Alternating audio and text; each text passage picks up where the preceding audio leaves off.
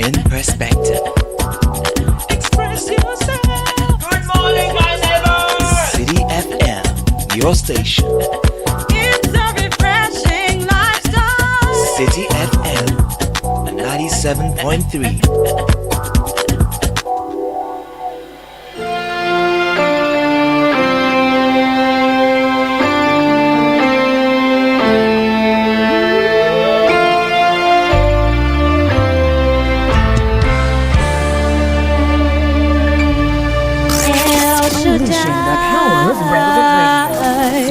El Shaddai, The Citi Breakfast Show. Rise above the noise. Adonai, we will sing all praise unto you, Most High. El Shaddai, El Shaddai, we will sing all praise unto you, Most High. El Shaddai, El Shaddai, El Shaddai, El Shaddai, Adonai,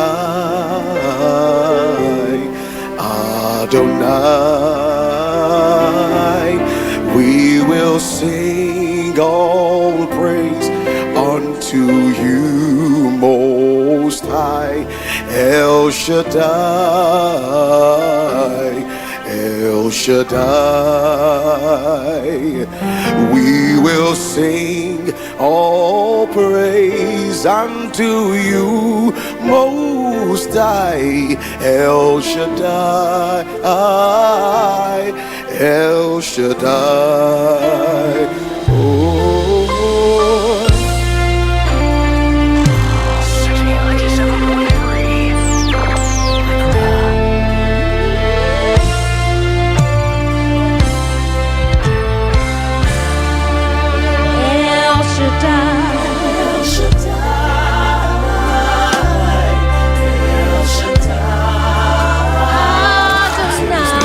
Breakfast Show, the city's biggest conversation.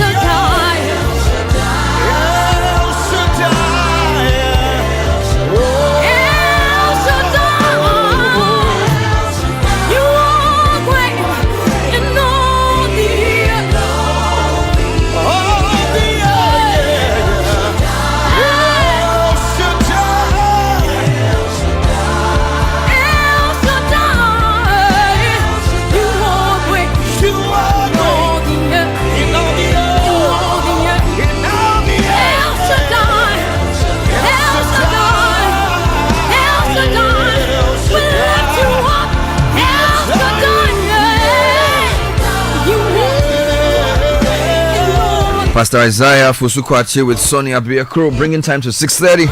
It's Monday, the 27th of January. It's a simple but powerful one. El Shaddai. Yes, indeed. Welcoming you to a great show this morning. 97.3 Citi. Hashtag Citi CBS, the Citi Breakfast Show. We're live in Accra. With me, Bernard Abler. Thank you so much for staying with us. From ages to age, you are still the same, and all creation will tell us your wonders. You're worthy, you're worthy, you're worthy. Come on. Yes, Lord.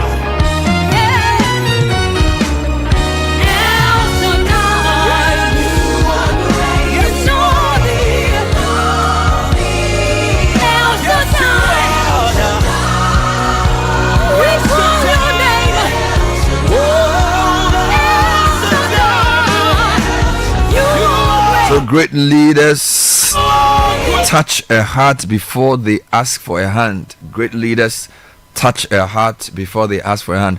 I like this quote by John Maxwell because I think it goes to the very heart of leadership. That with the matter of great leadership comes great love and care. Because you can't effectively lead people that you don't love.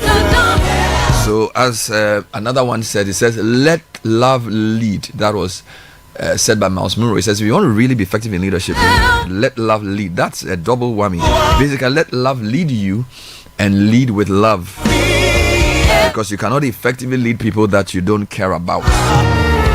If you don't care, anything goes. But if you care, you will insist on the best. If you care, you will also confront. Because you usually, when people are ambivalent, then it means anything goes.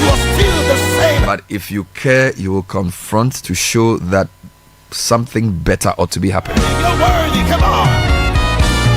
So the journey of leadership is also a journey of love, where you translate your passion for people into sacrifice to making their lives better.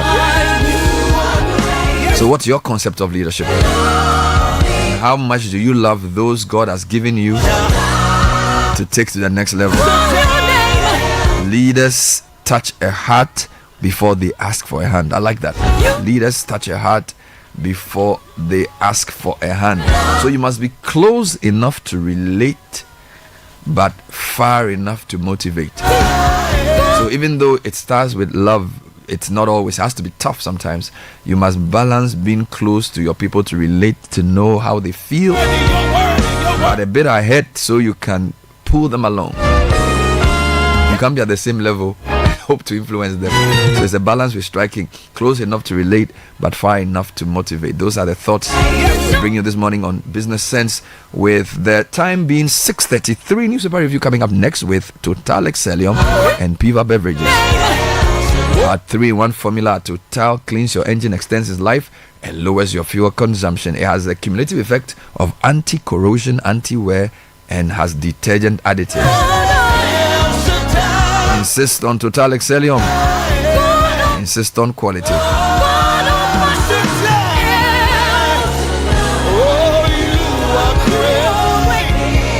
And if you're looking for the best of flavor in every sip, discover the refreshing taste of Piva Beverages. With many flavors, including our classic cola, our orange fruit drink, our cocktail, and our tangy as well. Call for bulk purchase 0550-032-231. Piva Beverages, a taste you will love.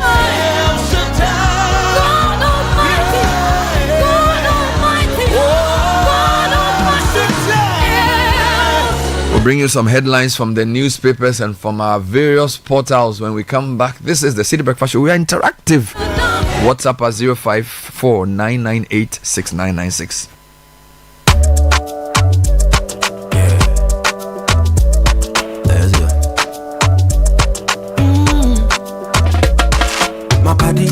When you wake up in the morning and you know the money calling, oh, you go work, but you know it's out on your side. If I believe with us, if I hold my hand and believe, cause you know it's out on your side. And when you dream, no say I live for you. And when you hustle every day, many wanna go.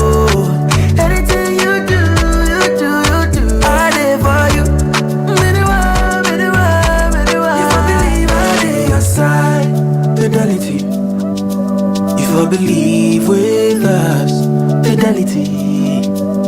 if I know I dey your side. Fidelity. Oh, jump on now. Go.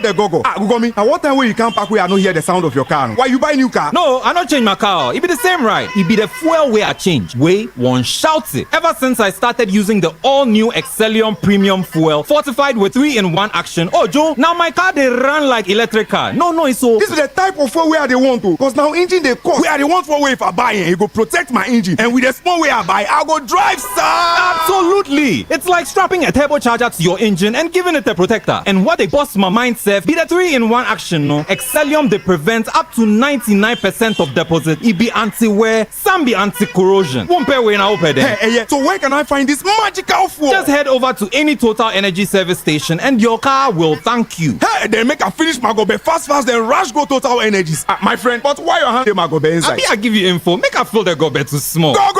Joe Pana. Excellium is designed to protect your car engine, decrease fuel consumption, and lower CO2 emissions. Don't say fuel, say Excellium. Choose Excellium, choose quality.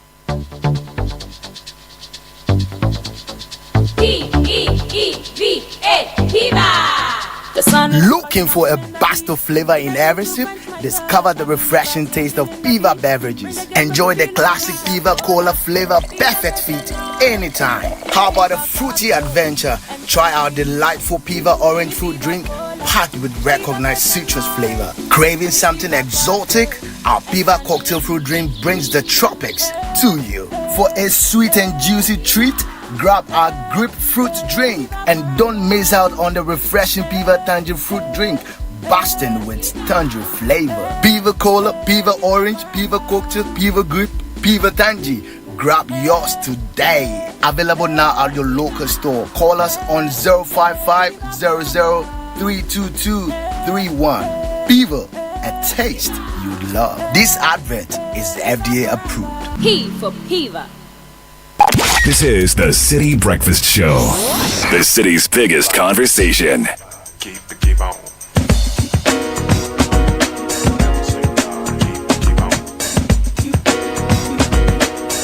It's 6:37 and we're jumping into the newspaper headlines. I have Caleb Kuda. Good morning. Good morning, sir. And I've Godfred Akotobo. Good morning. Good morning, Bernard. Good morning. Happy Monday. Yes, it's great to be here. This Monday, it came too early.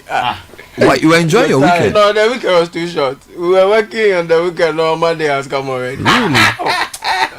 Wow. Monday.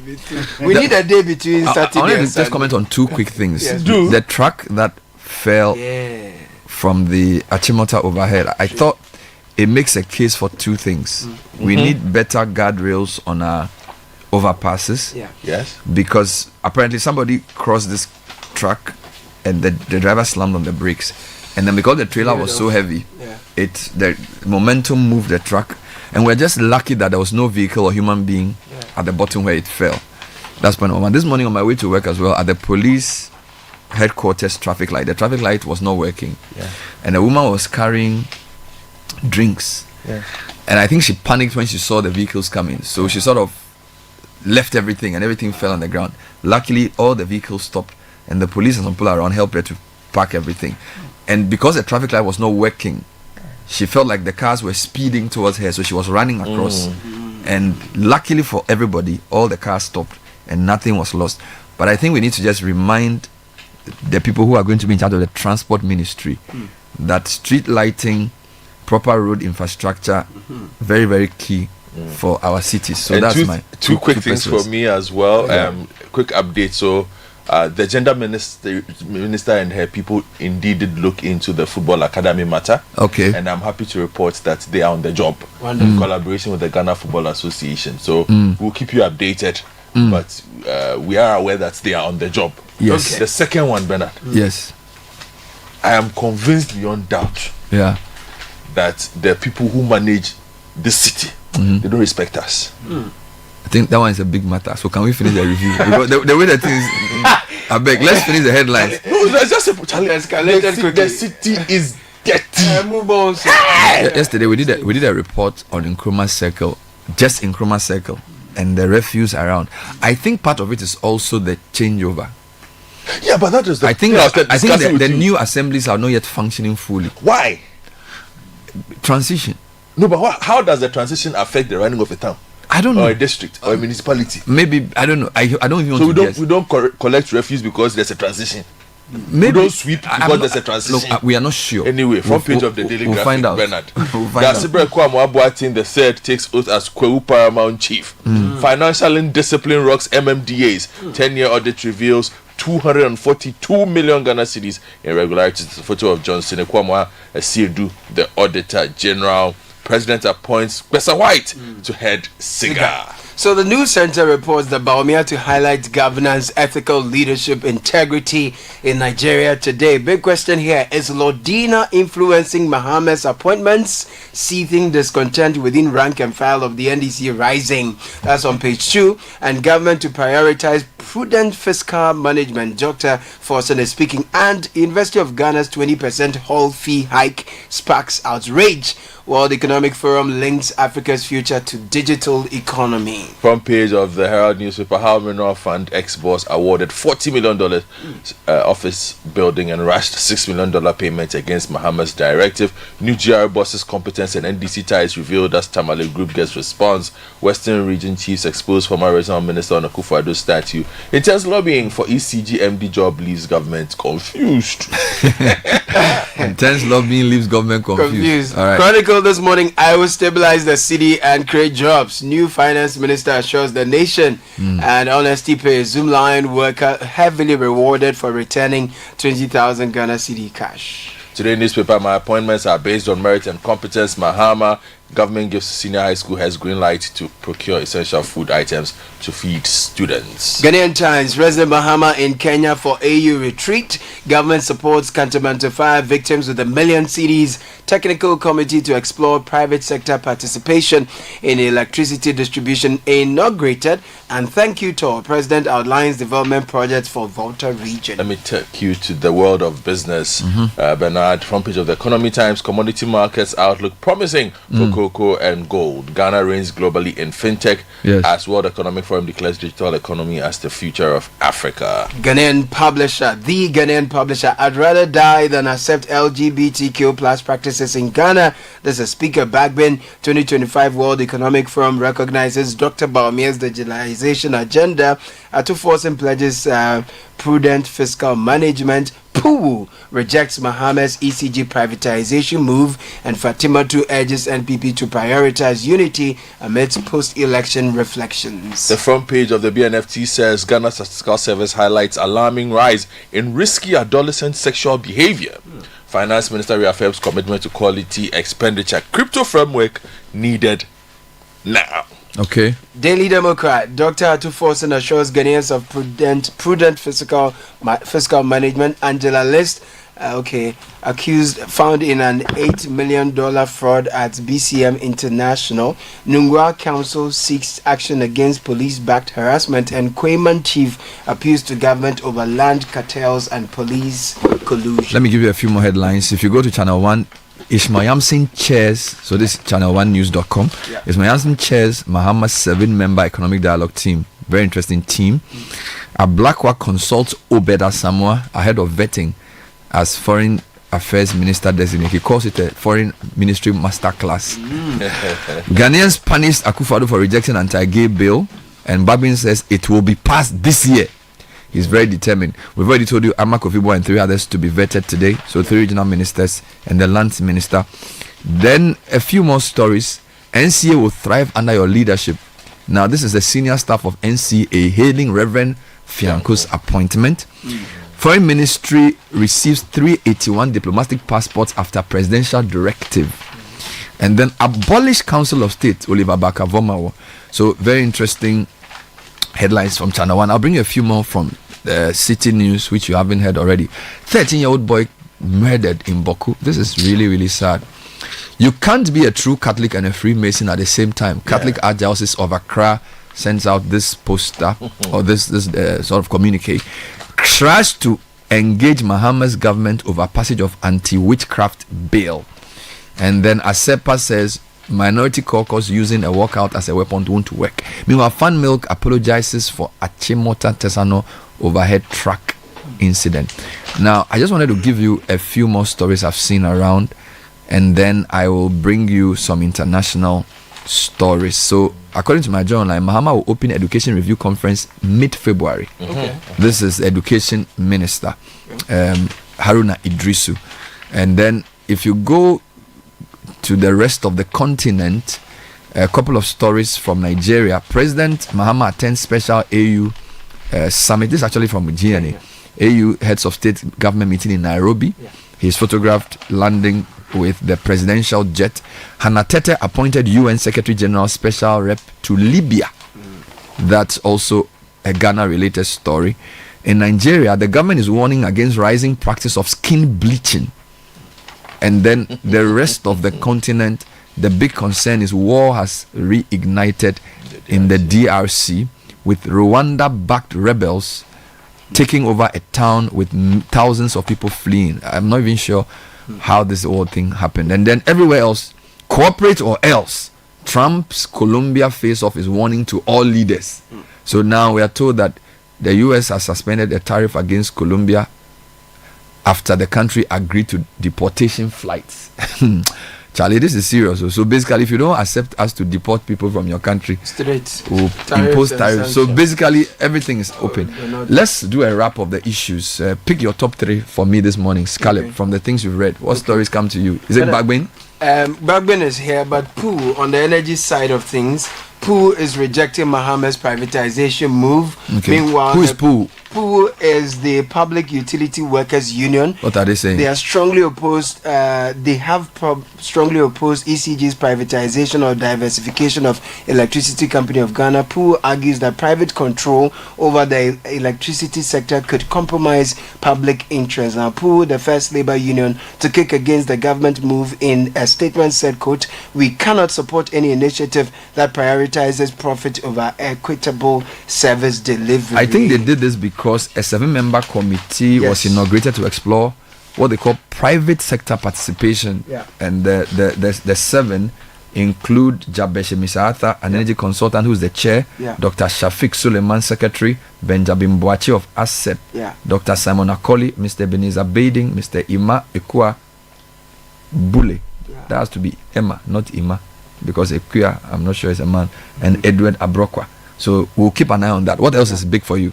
Okay, so if you look in the papers, I'd rather die than accept LGBTQ plus practices in Ghana. Bagbin is speaking here.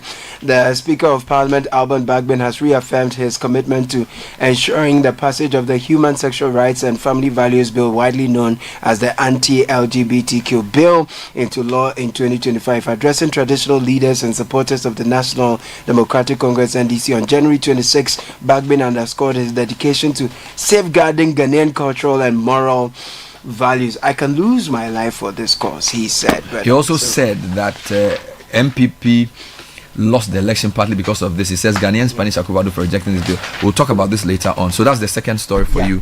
From your side, what do you have that caught your attention? What has caught my attention and should catch the speaker's attention also is the fact that the Ghana Statistical Service says 1 in 10 adolescent girls engage in sex before turning 15. And Bernard, the numbers are alarming, to say the least. On page 16 of the Daily Graphic, 1 in every 10 adolescent girls between the ages of 10 and 19 years had sexual intercourse before 15 years as of 2022. A study by the Ghana Statistical Service has established. It said the study extracted from the Ghana Demographic and Health Survey said the figure amounted to 10% of the adolescent population, which constitutes 22% of the country's total population. Let me break it down for you. The study indicated that underage sexual activity and multiple sexual partners is becoming a threat to society, with high prevalence among female adolescents than male adolescents. 9 out of 10 districts recording the highest prevalence of young adolescent females having sex before age 16 were from the Ashanti region, according to the report led by Akrofom. Goes on to list other districts. The report also stated that about 1 in every 3 adolescent boys 16 to 19 years had sex before 16 years in the top 10 districts, making the highest prevalence of underage sexual activity. Also, the report indicated that districts in the Bono and Western North regions topped the chart for females aged 15 to 19 years having sexual intercourse with more than one person in series or concurrently in the last 12 months. That is multiple sexual partners at the same time.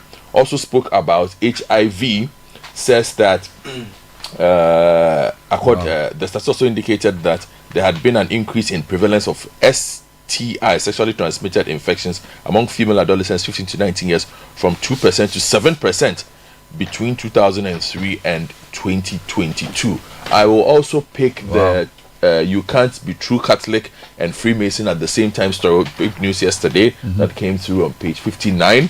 Catholics cannot be part of Freemasons and remain true to the Catholic faith, the Metropolitan Archbishop of Accra, the Most Reverend John Bonaventure Kofi, has emphasized. He said the stance of the church on Freemasonry remained unchanged and that membership in Masonic associations was incompatible with the Catholic doctrine. Quote, you can't be a true Catholic and a Freemason at the same time, the Archbishop stressed in a statement issued in Accra yesterday. I'll then put 3 stories for you with regards to appointments, so that you can give me Reverend Fianco and the others and the NCA. Yeah. So, I'm interested in the confusion over who takes over. Yes, that is where I'm going for you. So whereas says intense lobbying, yes, leaves government confused. Pressure is mounting on Energy Minister John Abdullah Jinapor to remove the MD of the Electricity Company of Ghana, David Asamoah. However, the ministry appears uncertain about who should succeed him.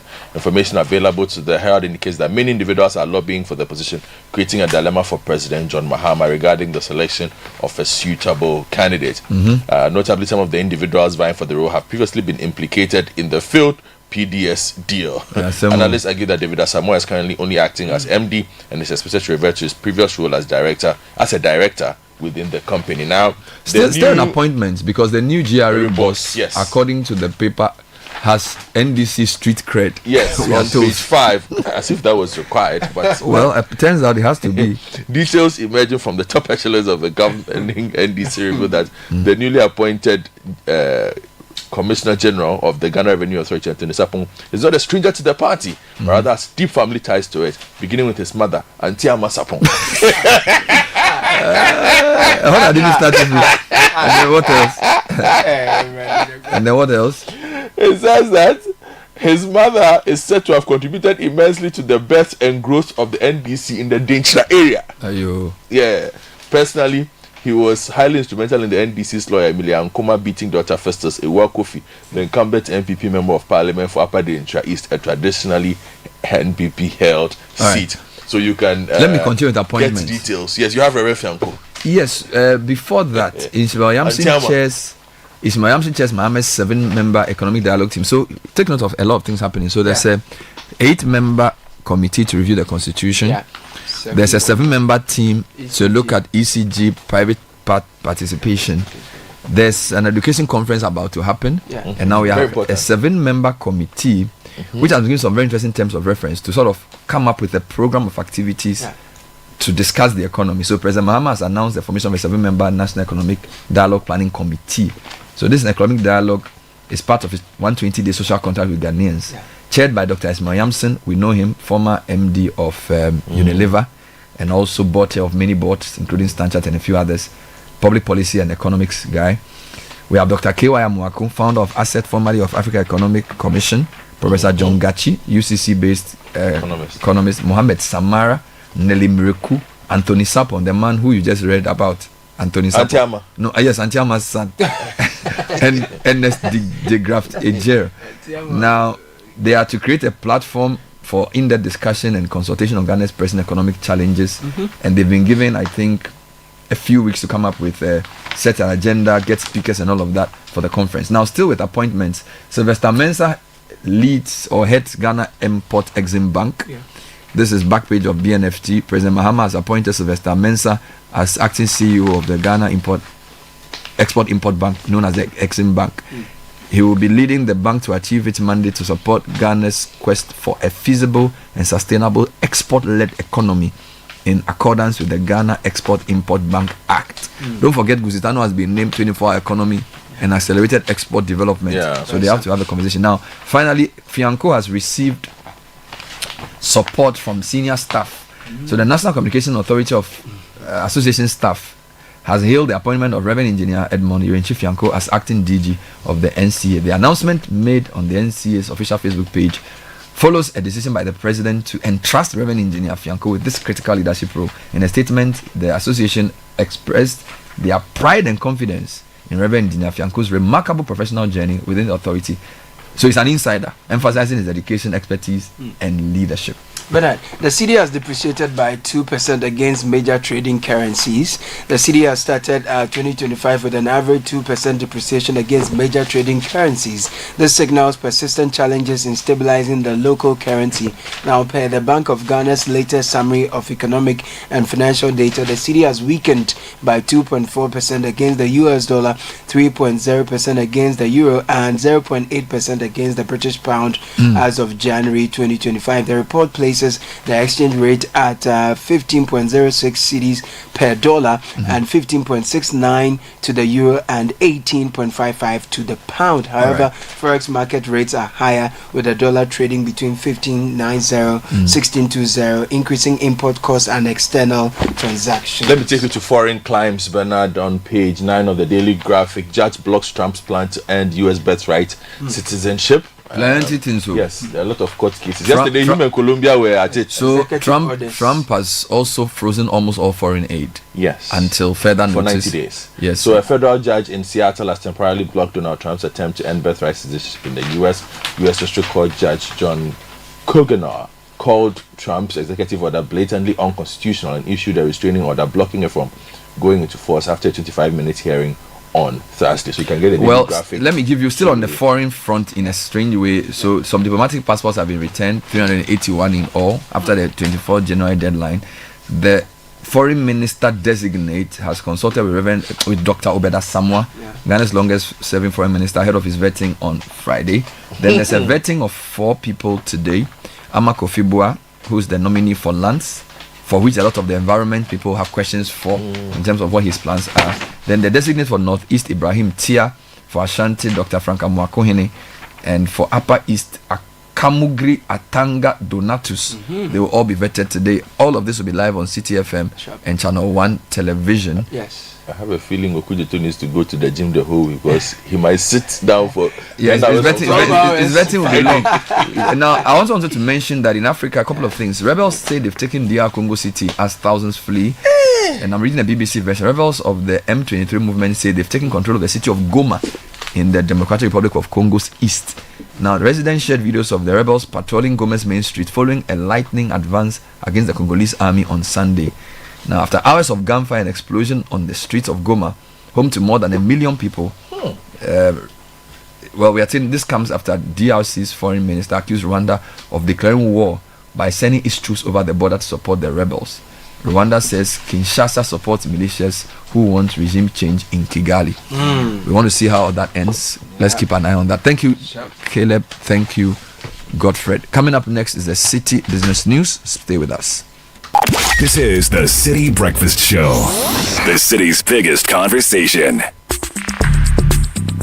Join the conversation on the Citi Breakfast Show on Facebook at facebook.com/Citi97.3, Twitter at twitter.com/Citi973, and Instagram at instagram.com/Citi973 with the hashtag CitiCBS. The Citi Breakfast Show. Rise above the noise.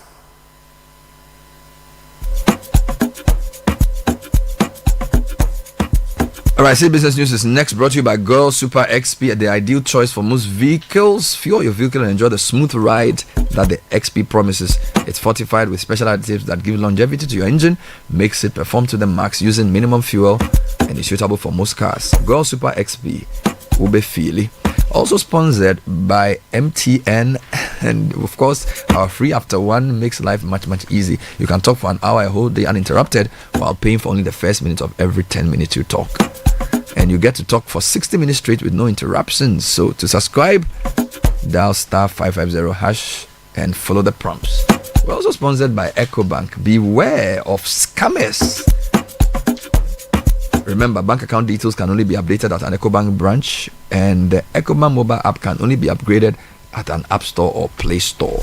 Linking your Ghana card to your EcoBank account is at any EcoBank branch or at ecobank.com. For more information, call 0800 003 225 toll free.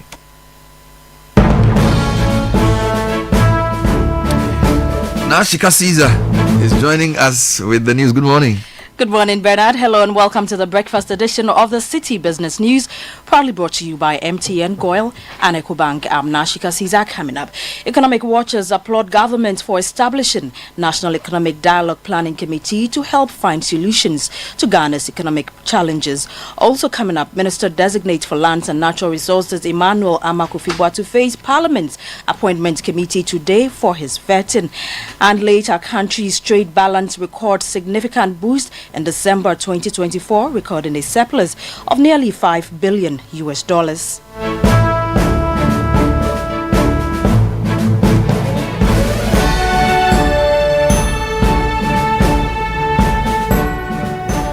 Let's settle for the details of our stories now.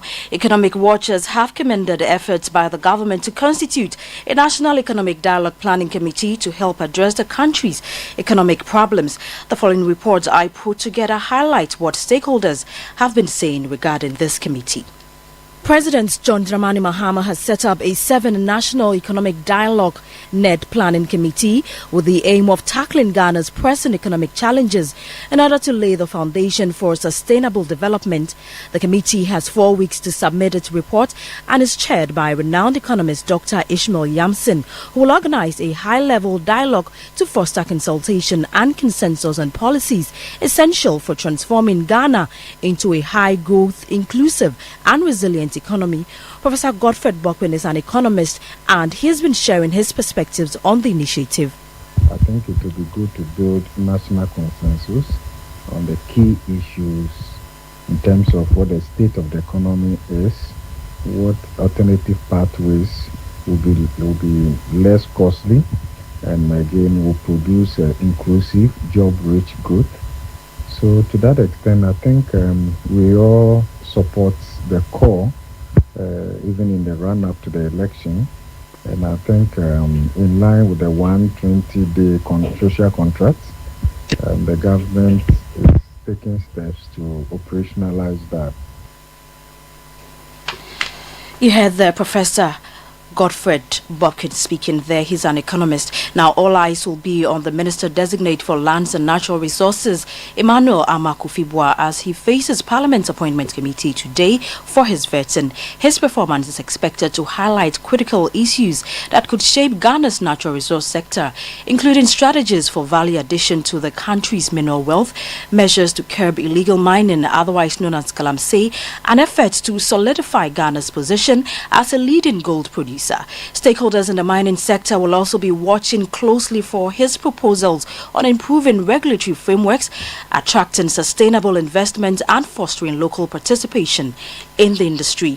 Now, former Chief Executive Officer of the Minerals Income and Investment Fund, MEF, Edward Nanaya Okwanten, has stepped down from his role as Non-Executive Director and Chairman of the Remuneration and Nomination Committee of Atlantic Lithium Limited. His resignation, announced by the Africa Focused Lithium Exploration and Development Company, takes effect immediately. The move follows the revocation of his appointment as CEO of the Minerals Income and Investment Fund earlier this month by President John Dramani Mahama. Edward Nanaya Okwanten had presented MEV on Atlantic Lithium's board under a $5 million subscription agreement between the fund and the company. MEV retains the right to appoint a new nominee to the board following the former CEO's departure.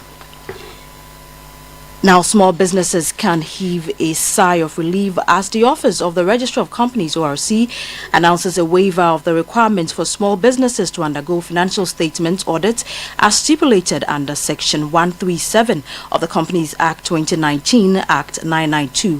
What does this mean for small enterprises? Less compliance, pressure, reduced cost, and more focus on growth opportunities. Here's more.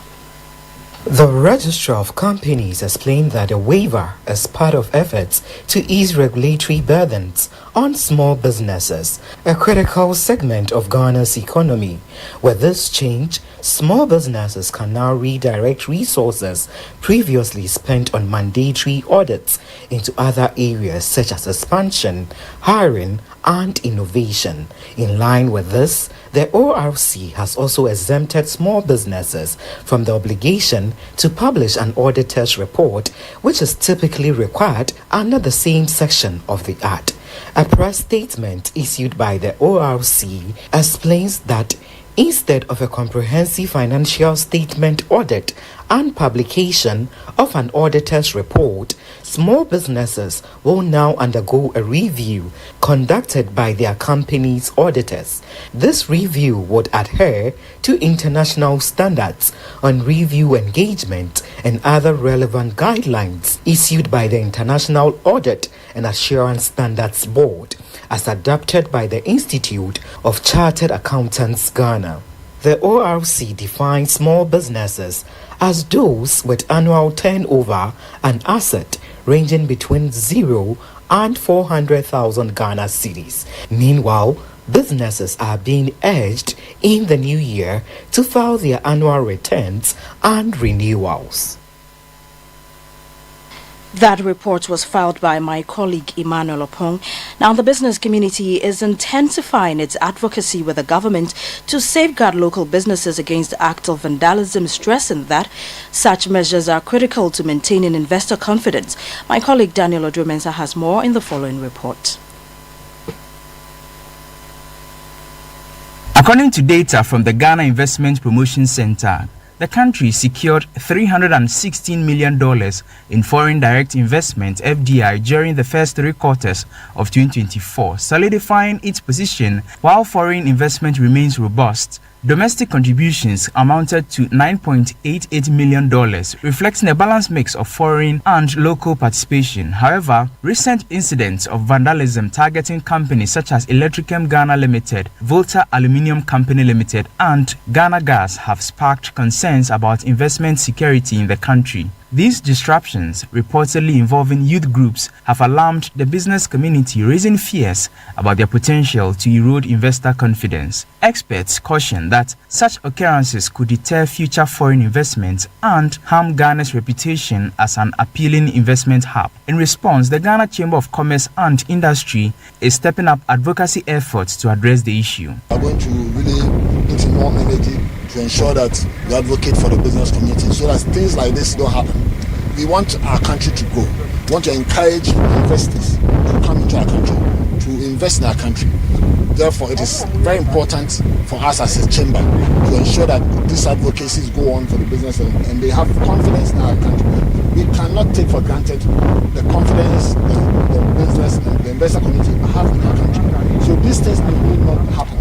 The Association of Ghana Industries is also strengthening its collaboration with the judiciary and law enforcement agencies to enhance business protection. What we do typically is to reach out to these organs of the state, like the police system and the judicial system, and ask that they protect our members. And so we regularly would get in touch with the police system to get them to protect our members, our member companies, both the individuals and the businesses. What we've been doing over the past couple of weeks is to continue to do that, to engage the officialdom and ask them to protect us.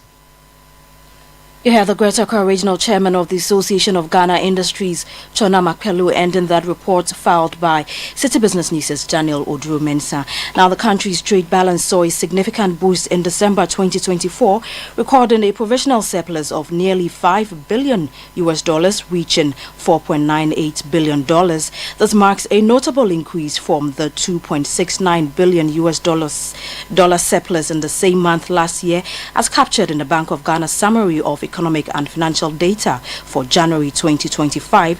The rise was primarily driven by a sharp jump in gold exports, which surged by more than 53%, reaching $11.64 billion. Total exports overall were up to 21.6%, totaling $20.22 billion for the month. However, not all sectors saw a positive growth. All exports fell slightly by 0.7%, totaling $3.68 billion. Meanwhile, cocoa exports also took a hit, dropping from $2.15 billion in December 2023 to $1.7 billion, largely due to challenges such as extreme weather and illegal mining activities. On the import side, the total import bill rose to $15.24 billion, up from $14 billion in December of last year. Now, on the forex market, the dollar could be sold to you at 16 cedis, 20 pesos. I beg your pardon. The British pound is going for 19 cedis, 40 pesos, and the euro is going for 16 cedis, 70 pesos. And that's all for the breakfast edition of the City Business News, proudly brought to you by MTN, Goil, and EcoBank. I'm Nashika Caesar. Many thanks for your company. Do have a great business day. Every day, people have money emergencies. Ma, I need my school fees.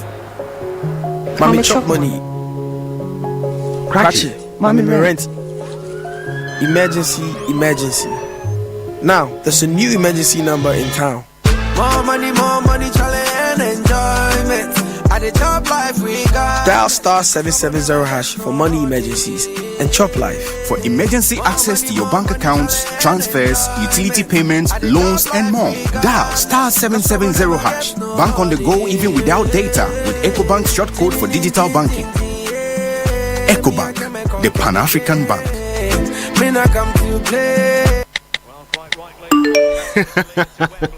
Hey, so as for you, every day you are just pressing your phone. Why? Are they paying you? They are, Oma. The more I use my MTN, the more points I get. And I can use those points to get airtime, data, and even discounts at shops and restaurants. Hey, so that is why all of you are always pressing your phones. And you won't tell us, so that we too we can enjoy some. Oh, ma. There's always more to enjoy with MTN Rewards. Just keep talking, testing, and browsing all day, every day to collect your points and use it to redeem amazing offers and discounted freebies right away. There's so much available for you. So dial star 550 hash and get your reward today. Let's go everywhere you go. Kweku, have you heard what they are doing on MTN?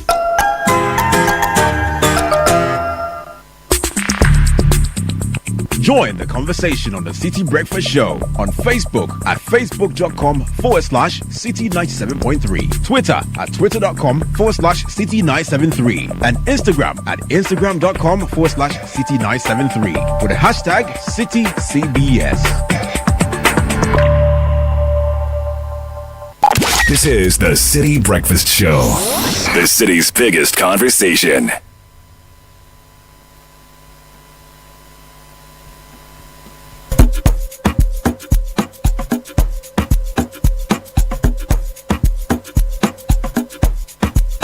$12:57. Kickoff coming shortly. Sponsored by Zonda Ghana Limited and Shell V Power. Zonda Ghana Limited is your one-stop shop for quality trucks. We're talking Shantui bulldozers, excavators, graders, payloaders, rollers, power pickups, TX trucks, oil tanks, all made and assembled right here in Ghana. Top-notch after-sales service awaits you for all your heavy and light-duty trucks as well as machineries. We have 7 branches around the country. Also, our head office is off the Aplau Road, close to the Free Zone Enclave in Tema. 050-177-222 is the number. 050-173-333 is the alternative number. Zonda is built in Ghana and building Ghana. When it comes to unleashing your car's full potential, Shell V-Power is the only fuel that can deliver unbeatable performance. With its advanced cleaning power, V-Power protects your engine from performance-robbing deposits, ensuring optimal performance. So why settle for anything less? Fuel up with Shell V-Power and make your engine unbeatable. Shell, go well.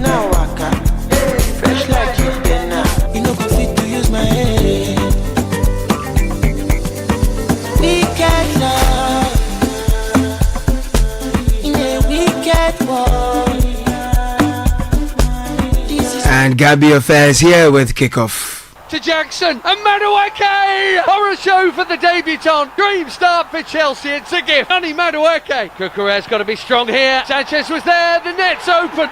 Third time lucky for Josip Guardiol. Well, the lob's on. Where's Sanchez? Haaland must score. Haaland does score. He's good enough when there is a keeper between the posts. There wasn't then. Manchester City 2, Chelsea 1. For Haaland here. Oh, look out, Foden is onside. He's going to streak clear. Phil Foden to wrap it up. Game over. Again, too easy.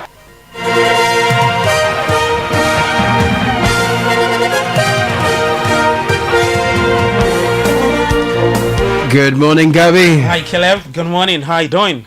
Not bad at all, my brother. All right, let's start off with the Premier League, where Manchester City beat Chelsea by 3-1 at Etihad last on Saturday. We'll get to review match week 23 and plus run you through what happened at the Accra International Conference Centre, the 49th Swag Awards, and then some Australian Open from the women's and the men's singles, the finals that happened on Saturday and Sunday. My name is Gabi Ofe, and we are on the wings of Shelby Power and Zonda GH. But first, the countdown to Africa's biggest 2025 AFCON tournaments started in grand style with CAF unveiling the official logo for the tournament in Rabat.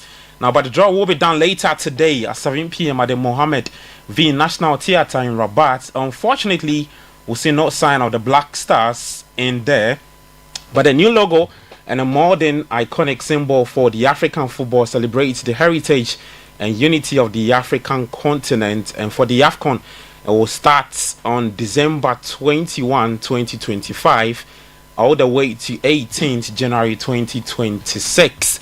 Well, speaking of the Black Stars, one former player has been reacting to the country not missing out on qualifying for the 2026 World Cup, and his name is Emmanuel Ajimambedu. Well, the former Black Stars midfielder believes that Ghana cannot afford to miss out on qualifying for the 2026 World Cup, especially after failing to qualify for both the AFCON and the CHAN tournament. It's just unfortunately that the 2024 the year has been very difficult for us and the FA as well. We were not able to qualify for the CHAN. We were not able to qualify for the AFCON as well. And in the World Cup race we are still in, we can't afford not to go to World Cup. So whatever they think is the best for the nation, they will do it and we will support them. It's too early to now. We need to wait for the minister as well and see his plans as well, so that they will collaborate with the FA and bring the best for the nation. And we will be there to support them 100%. All right, so that's former Black Stars midfielder Emmanuel Ajimambedu speaking to City Sports at the 49th Swag Awards. And speaking of the Swag Awards, well, Kobna Yeboah, who is the president of Swag, echoed Emmanuel Ajimambedu's view on the importance of qualifying for the 2026 World Cup. You know, it's been an embarrassing season for us, so far as football is concerned. We exited back-to-back from AFCON, very, very humiliating. And also for the first time in over 2 decades, we would not be part of the elite of Africa football when they assemble in Morocco. It's very, very embarrassing. But hopefully, we should qualify for the World Cup. We didn't start very, very well, but not many people believe we could go out there in Bamako to go and beat Mali. So we are on course, and hopefully, every resource would be made available to the team to ensure our success. It will be completely unpardonable for us to miss out on the World Cup, having missed out on the Africa Cup of Nations. All right, so that's president of SWAG, Kobna Yeboah, speaking right there to City Sports in that interview. Away from that, the Ghana Premier League kick-started round 18. That's the second round of it. It started on Saturday. Accra Lions beat Mediama Sporting Club by 1-0. In Swachiman, who also 1-0 winners over Young Apostles. Samatex split out a 1-0 draw with Dreams FC. Hearts of Oak, they were held to a goalless draw by Basake Holy Stars, and for Hearts of Lions, they were 2-1 winners over Gianna FC. Brekum Chelsea also beat Vision FC by 1-0, and Bichem United were 2-0 winners over Nations FC. Kotoko all the way at the Baira Sports Stadium beat Karela United by 1-0. We hear from Kotoko's head coach Prosper Natelgum. They were positioned, they were very physical, they came very strongly in terms of tactics. They sat very deep in their own half, which is a low block, and tried as much as possible to make sure that they outnumber us in the middle of the pack. And they tried also as much as possible to always be first to the ball. So that actually made it very difficult for us to penetrate. But then in the second half, we engaged them and made them understand that we need to try and play a lot of combos, try to also stretch them wide so that the spaces that they leave behind them, we can use those spaces. And it was through one of those combos that Baba Yaya got into the box and then he was brought down.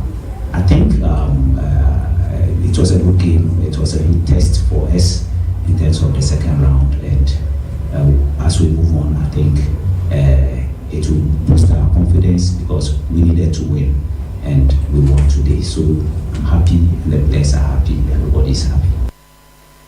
All right, so that's Kotako's head coach Prosper Nate Ogum speaking after his side's 1-0 win against Carolina United in the Ghana Premier League. Away from the Ghana Premier League, let's get to the English Premier League.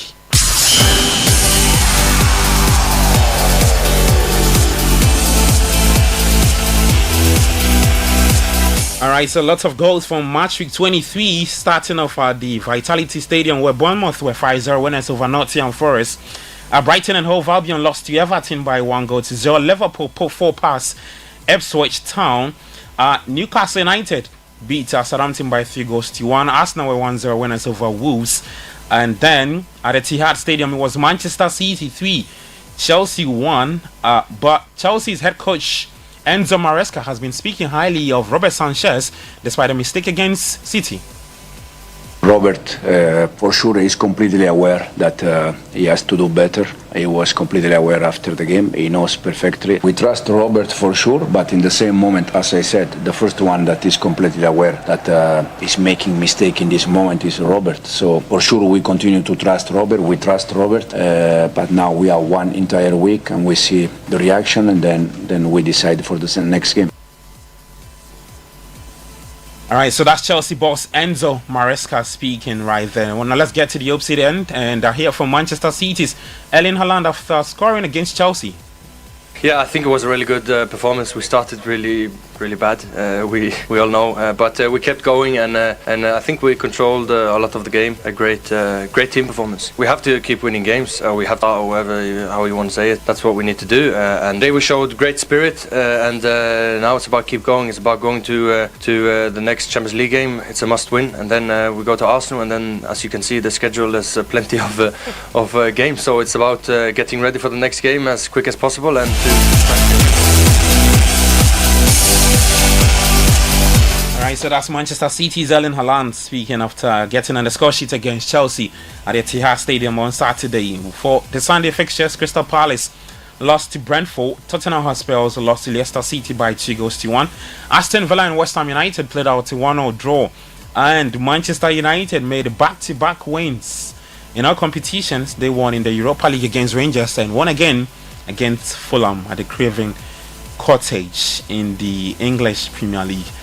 We head to some tennis now, starting off with the Australian Open semi-finals. No, the finals, of course. Yannick Sinner underlined why he's the world best men's player by securing back-to-back Australian Open titles.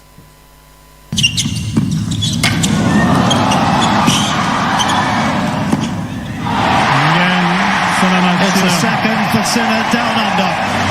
3 sets to love. 6-3, 7-6, 6-3.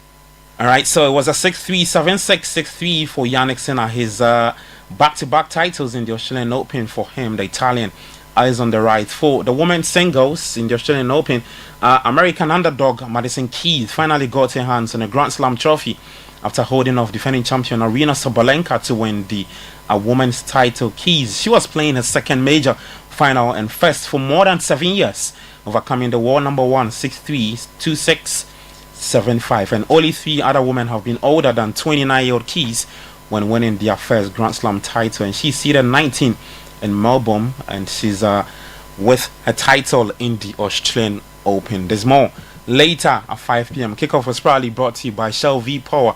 Zonda GH. For more sports stories, you can head to citysportsonline.com and on X at City Sports GHA. I am Gabi Ofe. Enjoy the rest of your day. Do take care of yourself, and bye-bye.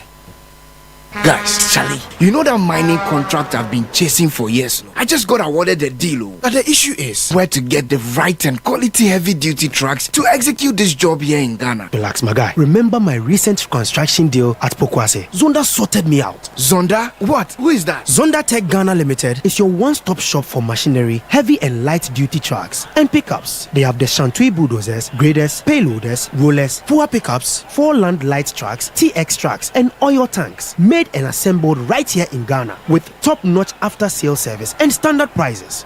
Made in Ghana. This is amazing. You haven't seen my Zonda Power pickup, which I take to the office. Strong, durable, and tough on our roads. Hey, that's from Zonda too? Absolutely. Zonda is the right place for you, my guy. Oh, now I am sorted with Zonda. Zonda Tech Ghana Limited, your solution for heavy and light duty trucks. Located at Tema, off their Flower Road. Call 0501 772 222 or 0501 773 333. Zonda, built in Ghana, building Ghana.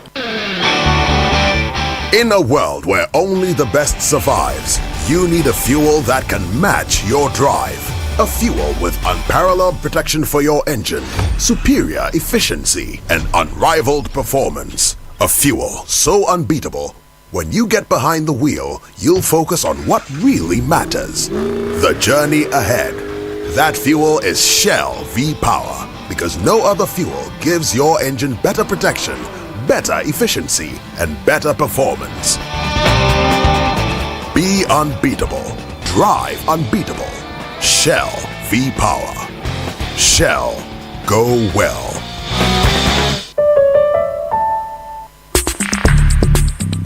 Join the conversation on the Citi Breakfast Show on Facebook at facebook.com/Citi97.3, Twitter at twitter.com/Citi973, and Instagram at instagram.com/Citi973 with the hashtag CitiCBS.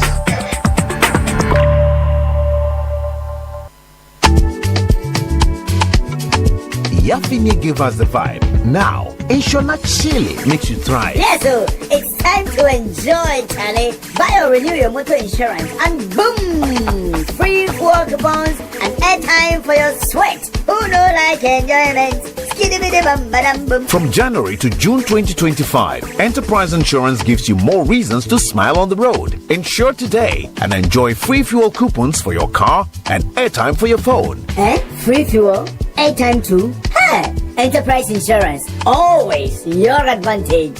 Insure Chile. It's simple. Insure and enjoy. Ready to secure your peace of mind and experience the fastest claims payment? Visit any of our branches or agency outlets nationwide. Connect with your insurance broker or enjoy the convenience of buying your insurance online through the Enterprise Advantage app today. Terms and conditions apply. Enterprise, your advantage. The Heritage Caravan 2025 is officially sold out!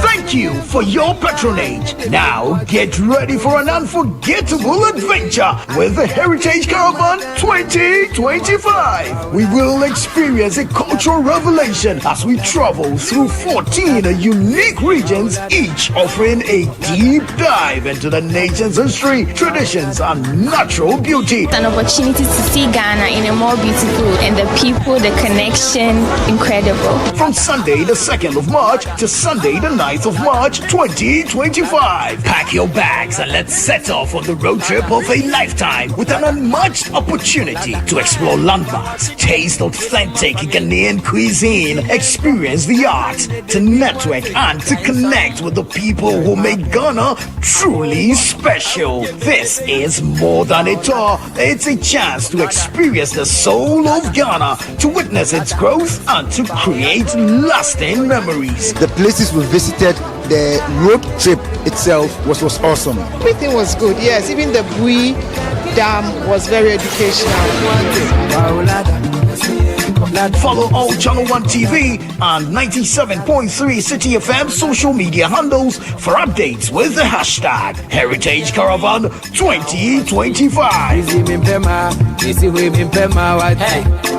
The Heritage Caravan 2025 is powered by Channel 1 TV in partnership with the Ghana Tourism Authority, with support from 97.3 Citi FM, and proudly sponsored by the National Lottery Authority, Hollard Insurance, and Omni Basic Bank. Terms and conditions apply.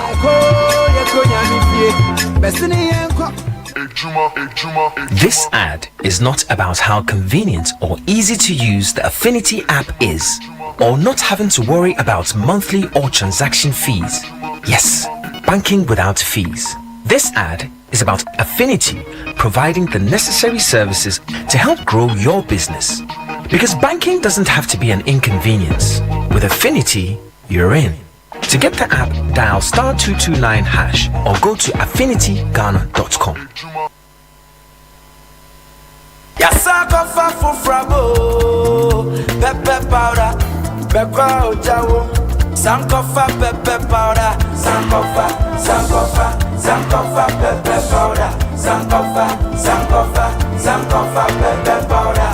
Etieng hawo, kopeta niya potoyowa, sankofa kochi kabe.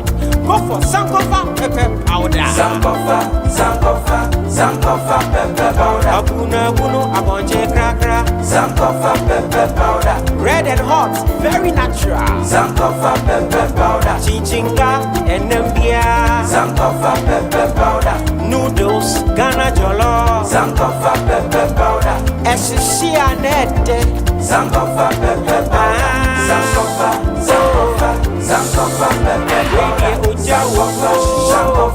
Sankofa pepper powder. Sankofa pepper powder. Join the conversation on the Citi Breakfast Show on Facebook at facebook.com/Citi97.3, Twitter at twitter.com/Citi973, and Instagram at instagram.com/Citi973 with the hashtag CitiCBS. I'm just sitting here playing the guitar. City High.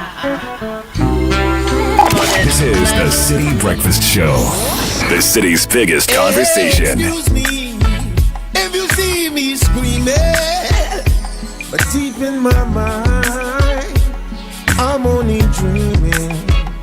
Cause if I wake, girl, and you're not by my side, I feel like half of me is no longer alive. Unleashing the power of so please, shorty, before you walk out that door, would you listen to my Citi 97.3? More variety. If only I give you one last chance with the devil, you can no longer dance. You got to be faithful so we could be fruitful. Build a family and follow God's destiny. So just before I run to the block, I might listen to your song. Before you walk out that door, listen. They said two wrongs don't make it right. So if I'm wrong, I ain't trying to fight. I'm trying to have some dinner with some candlelight. Lay up in the bed and make love all night. So baby, I won't leave, maybe I'll just stay. Promise me that you'll do the same. Girl, I'ma love you like I never loved you. Touch me like you never touched me. Yo, if you give me the chance, now, girl, baby, I'm gonna show you. That I forgive you. Citi 97.3. I ain't gonna more variety. That you brought me, baby. But I have grown from a thug to a man. Build my castle with bricks and no longer with sand. Oh, girl. And just before I run to the block, baby, I might listen to your song. They said two wrongs don't make it right. So if I'm wrong, I ain't trying to fight. I'm trying to have some dinner with some candlelight. Lay up in the bed and make love all night. So baby, I won't leave, maybe I'll just stay. But promise me that you'll do the same. Girl, I'ma love you like I never loved you. Touch me like you never touched me. I'm so used to the rain that I can't see the sunshine no more. I'm so used to the pain that the sickness feels like a cure. But if only you gave me the keys to your soul and let me in, I'm gonna love you over and over again. Yeah. They said two wrongs don't make it right. So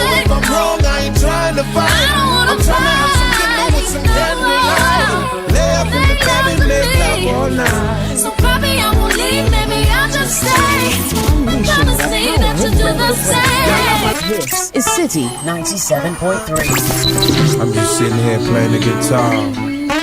City High. Citi 97.3. More variety.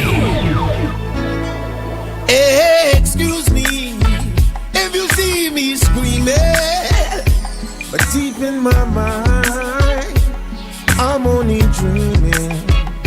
'Cause if I wake, girl, and you're not by my side, I feel like half of me is no longer alive.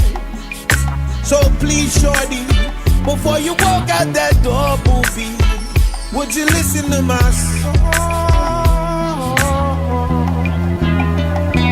If only I give you one last chance with the devil, you can no longer tell. You got to be faithful so we could be fruitful. Build a family and follow God's destiny. So just before I run to the block, I might listen to your song. Before you walk out that door, listen. They said two wrongs don't make it right. So if I'm wrong, I ain't trying to fight. I'm trying to have some dinner with some candlelight. Lay up in the bed and make love all night. So baby, I won't leave, maybe I'll just stay.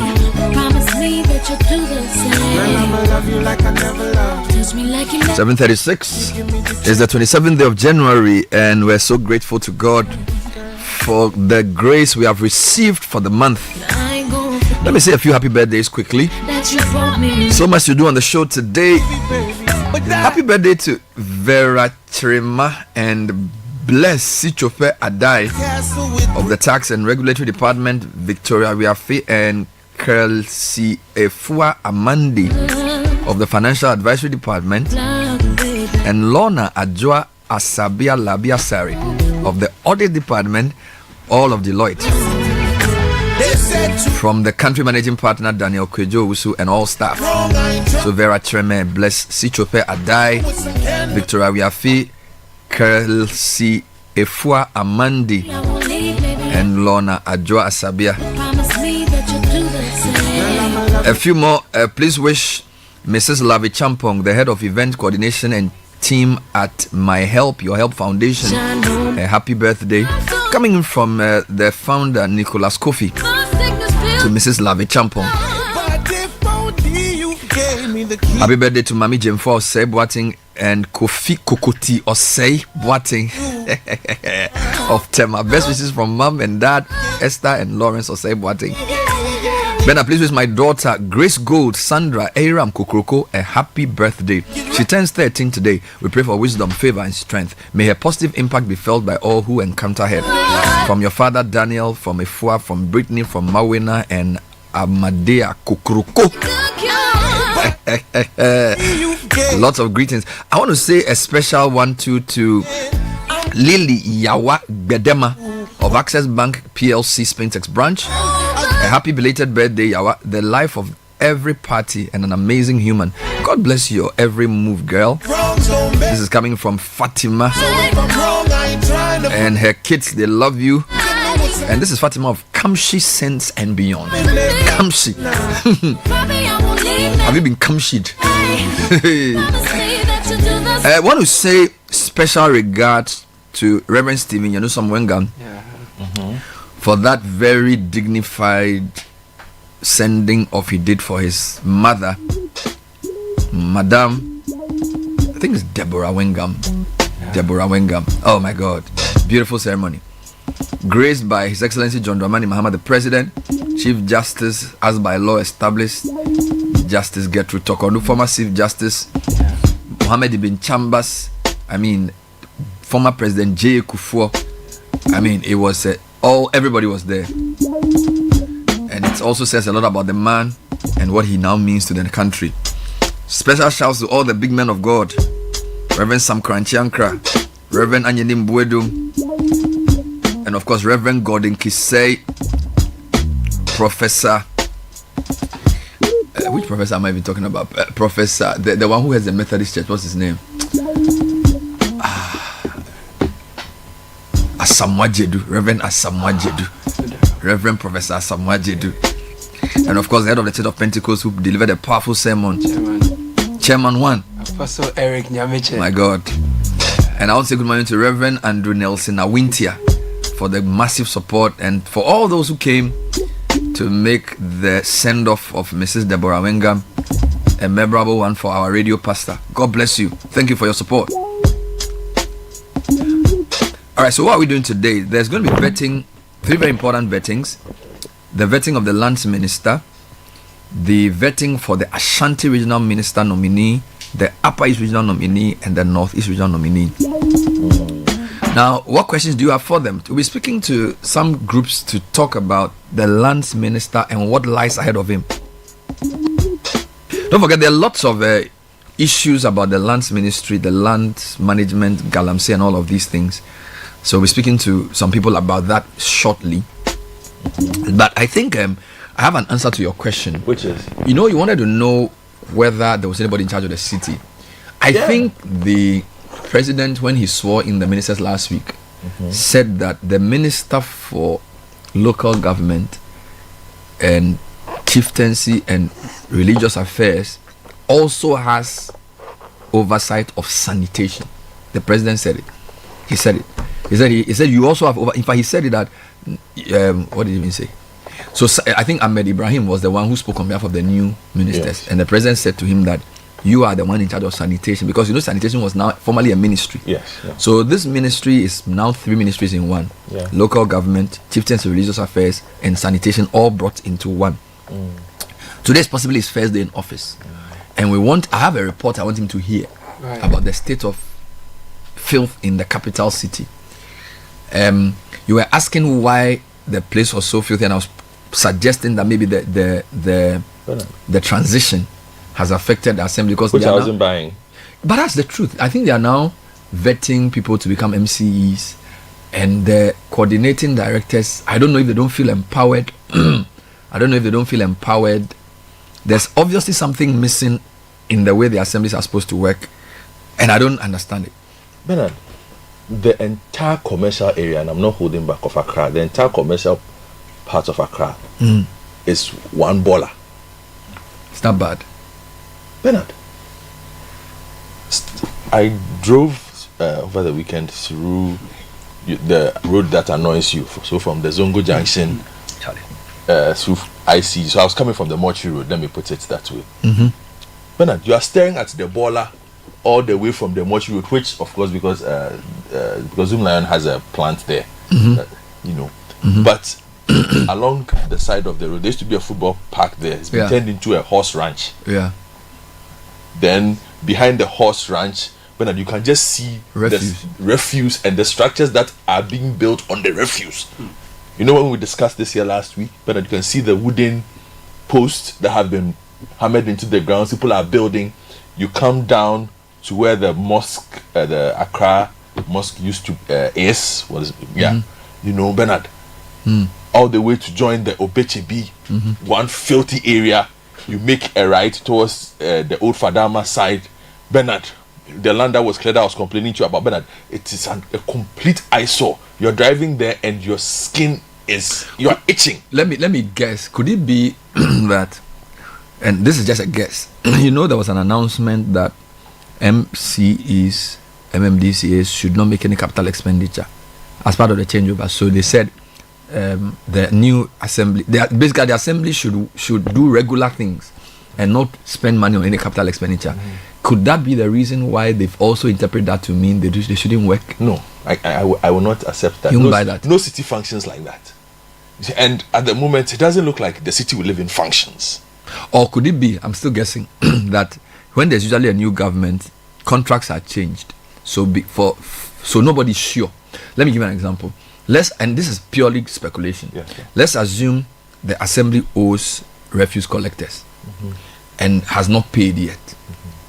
Maybe the refuse collectors do not know their fate under the new government. So they would rather hold back until they are explicitly told to do something. So let's assume Caleb has a refuse company called Caleb Ventures, and we owe him 1 million cedis for working in Carnation, and the debt is like 2 years old. He's not been paid by the old government. typically there's a new government that's coming. He doesn't know who the assembly, the local government minister just got sworn in. He doesn't know who's going to be the AMA boss. He hasn't paid his workers for 6 months. He's not sure if he should continue working and what's going to happen to him, so he's waiting. Maybe that's why. Again, this is pure speculation. Yeah, but I will also speculate then and say the assemblies then are the largest enablers of filth in the city. You see? But I don't think my scenario is practical. It's practical, but I am also saying how does for the people who are experts in this field, is that how a city is supposed to function then? But because from what I said, we just need one rain, one good rainfall. We are a few seconds away from cholera, diarrhea, whatever it is. And this field, is it like on the street? Is it in the gutters? Where have they put it? Bernard, it is everywhere. Are you that serious? Oh, Bernard, it is everywhere. It's not like it is hiding. Look, on Friday when I was going home, I drove past the Obetebi. When you take the runabout towards where normally the Abuso kind of people would stop you and try to fix all kinds of things on your car. The first 10. The first 10. Bernard, after you make the first right, sacks of refuse have already been dumped under the new murals. The new thing they've done. Charlie, easy cry. The person I was with was like, normal. Yeah. This new thing they haven't even finished. Man, they had dumped sacks. For those the space under the interchange for those who are coming from Agbogloshi to join, so that they don't have to use the runabout. So they just come direct, join. Bernard, the Okada riders have taken charge of the spot. It is a parking zone already for the Okada riders. Then of course they have the other side of the road, because the Abosio Kai people, because they are fixing the road. The Abosio Kai people don't have anywhere to solicit for people to stop. Now they have turned the right side of the new road into basically where they fix cars on the new road. Meanwhile, as they are doing this, the construction company is also working at the same time. Charlie. But it's one nightmare. Then you go through CBD here, Accra. I don't understand how a CBD, a central business district, and forgive me, look, for those who have been around a bit, even like our neighbors, when you enter their countries, go to the CBDs. Bernard, go to the CBDs. It's called a central business district. It's not necessarily called a central business district because it has a lot of people there. It represents something. It's the nexus of business. You understand? Our CBD is as filthy as can be. Chaotic as can be. It's completely disorganized. You see, and it doesn't look like there's anybody in charge, which is pretty worrisome for me. On Thursday, on my way home, I feel so sad. I drove past my municipal assembly building. I don't think anybody showed up for work that day. Why? It was ongoing. As we call it in project. Like no school. It was like nobody showed up for work. And normally, because it's a road. Nobody was there. No, normally, when I know how that place looks like. It's a busy place. It's a very busy place. Nothing was happening. It's a very busy place. It's does it mean that everybody there is? It's a political appointee. No, that's a very interesting. Because does it mean that everybody in the assembly, without the politicians from MPP side, the thing will not work? Yeah, but that can't be true, because the assembly has people from both sides. Which is my concern, and the fact that it does not seem like the assembly is empowered to do anything to keep order, to keep the areas that they supervise clean, in the absence of an active political head. And I'm saying cities are not designed to be run that way. That you need.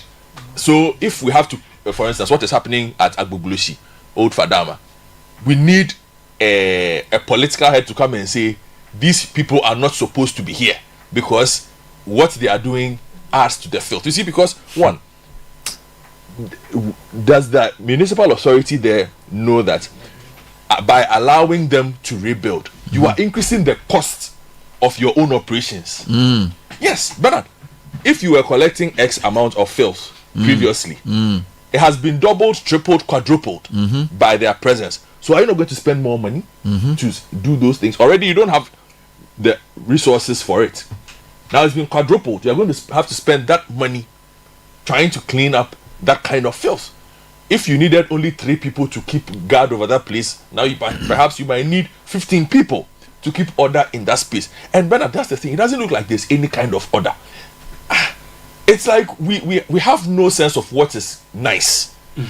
Let me put it that way. We've allowed ourselves to think that, look, and this is for me what I don't like. Where we have come to think that our urban spaces, we've left our urban spaces to the airport hills, the Chados, the ridges, the cantonments, and say, oh, that is Accra. That is not the capital. No, the capital is Jamestown, CBD, Osu, Tudu, Agbogloshi. That high street, those areas, that is functional Accra, and it is the filthiest part of the city. But we tend to pride ourselves on the airports being clean, and even that one said these days is problematic. And the city authorities, when we are showcasing Accra now, we showcase those parts as, oh, this is Accra. Then we take a shot of the skyline. And go and take a shot of the skyline at Agbogloshi and see what you see there. Let me take a shot. Well, my colleague is complaining about the city is too filthy and the authorities are not doing anything, Bernard. The question is, who is the authority? That's what we are trying to find out. Somebody has to do the job.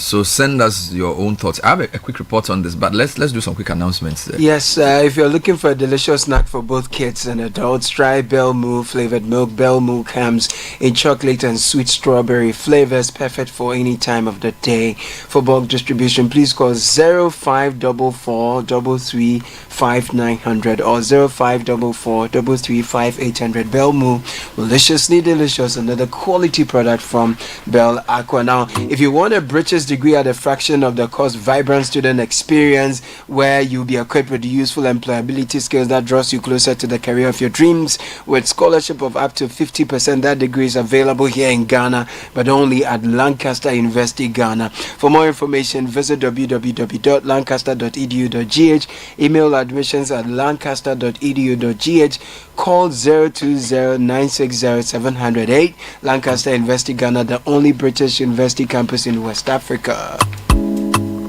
So Bisami, I know you are thinking about maximizing and growing your business exponentially. That's why I'm saying Bisami. Bisami is an app for those of you who are into your own business, entrepreneurs, or you want to sell off your property, your house, your car, your television, any of those things. So with this app, you can get to connect to more customers. You just need to register your business, reach more customers, and watch your sales soar. So Bisami app has a security function in it. Our trade assurance ensures that your online purchases are secured. How do we do that? You locate the item you want. We buy it from any social media platform. The seller is called to bring the item to the office. We inspect it before we make payment, and then we deliver it to you very safely. So download the app on Google Play Store or the App Store today and unlock endless possibilities. Grow your business, connect with customers, enjoy success with ease. How are you starting the new year? Do that with style with Fidelity Bank. It's a new year and it's already raining rewards on the digital payment platforms of Fidelity Bank. Win cool cash when you transact in multiples of 200 cedis using the Fidelity mobile app, USSD cards, point of sale payments, or GHQR. So for every 200 CD transaction performed on these platforms, you will be entered into a weekly draw to stand the chance of winning cash prizes. Yes, I said cash prizes. Cool cash to brighten your 2025. So remember to transact in multiples of 200 Ghana cedis. Touch and win. Fidelity Bank, believe with us. It's a promo that's regulated by the NLA on this Caritas Lottery platform. Terms and conditions apply. So, very open question about the way we manage sanitation in Ghana. What are we doing wrong? What should radically change about the model to get things to work better? What should radically change? Send us your comment 054-998-6996. What should radically change? This talk about private sector. Now we have a big private sector involved in the sanitation business. It was a ministry on its own. It's now back at local government, which means the assembly should be supervised to oversee this. So how come sanitation is still this poor? in the regional, in the national capital, I should say. I'm not sure about the other regions. If you are listening to me from outside Accra, is what we are describing in Accra the same as what you have in your region? Send us a comment. Caleb, quick point from you. Yeah, but I want to paint a picture for our listeners to know what happens when it rains in other cities. When it rains in Accra, we all know the stench, the filth, how our drains are choked. Elsewhere, when it rains, the streets are clean. The drains are spanking clean, looks good.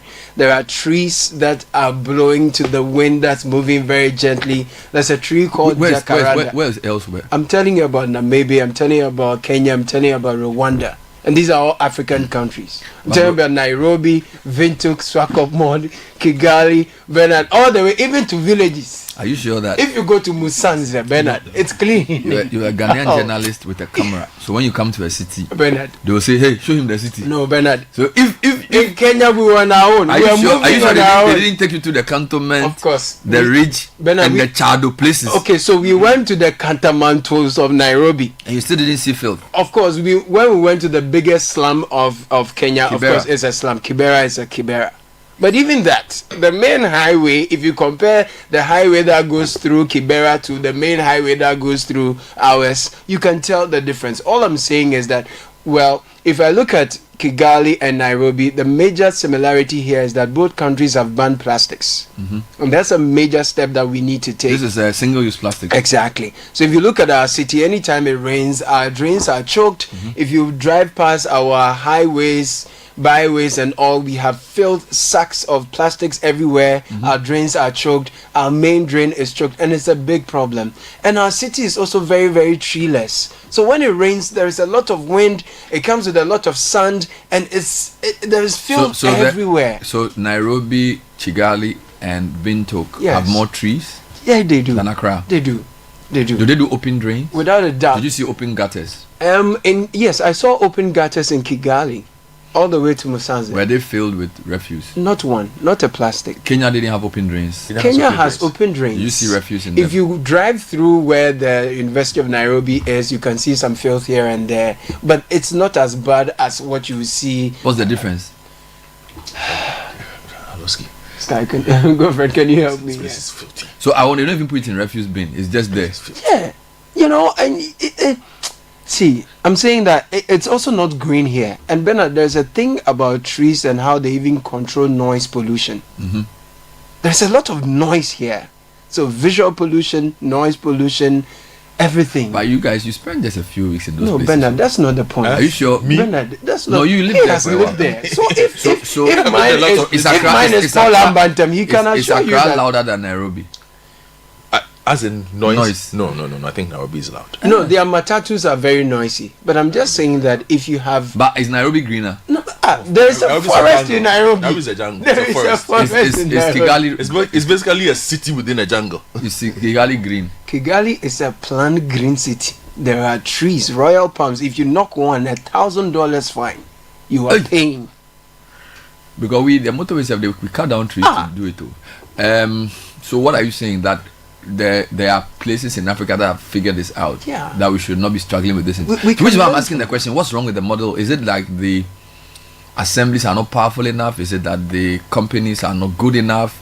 I mean, Zoom Lion and their brothers, all these people. I just think is it that we don't have a recycling program? Is it that Accra people, we are filthy? What is the issue? It's enforcement. See, on the scraps thing, for instance, and I'm using the scraps thing because it's right behind me. And I mean, you had 1,000 people move from somewhere to another place without any problem, start building without any form of opposition, there was no resistance from the city, not police. So it happened quietly. What did it happen quietly? How do you carry stacks of wood, start building? You bring it one a day. But have you seen the size of the place? One truck a day. And the police didn't see it? They were busy supervising elections. Because they have written on the wall that you cannot even have access to the place. There are signs on the wall. So who is enforcing that? Which is why, again, the local government minister, he has plenty work to do. Even from day one. The work has been waiting for him since. Look, so let me ask you, somebody, what should the local government minister do? What should he do? People have decided to pollute their assembly. What should he do? He should meet up with the various MMDAs. He doesn't have an assembly. He doesn't have any DC. No, he doesn't. Now been no, but there are people who, you see, again, so without that, the places don't work. But it's human beings that occupy institutions. So yes. If there's no head, there's nothing. No, there's a head. There's a minister. But he can't work with. The assemblies don't have anybody. In the absence of the MC, who is there, or DC, who is there? The district coordinating director. So he can't work. Maybe I don't know him. Okay. Let's do it this way. Let's make it easy for ourselves. Let's find the names of the metropolitan, municipal, and district coordinating directors and call their name on it and ask them why.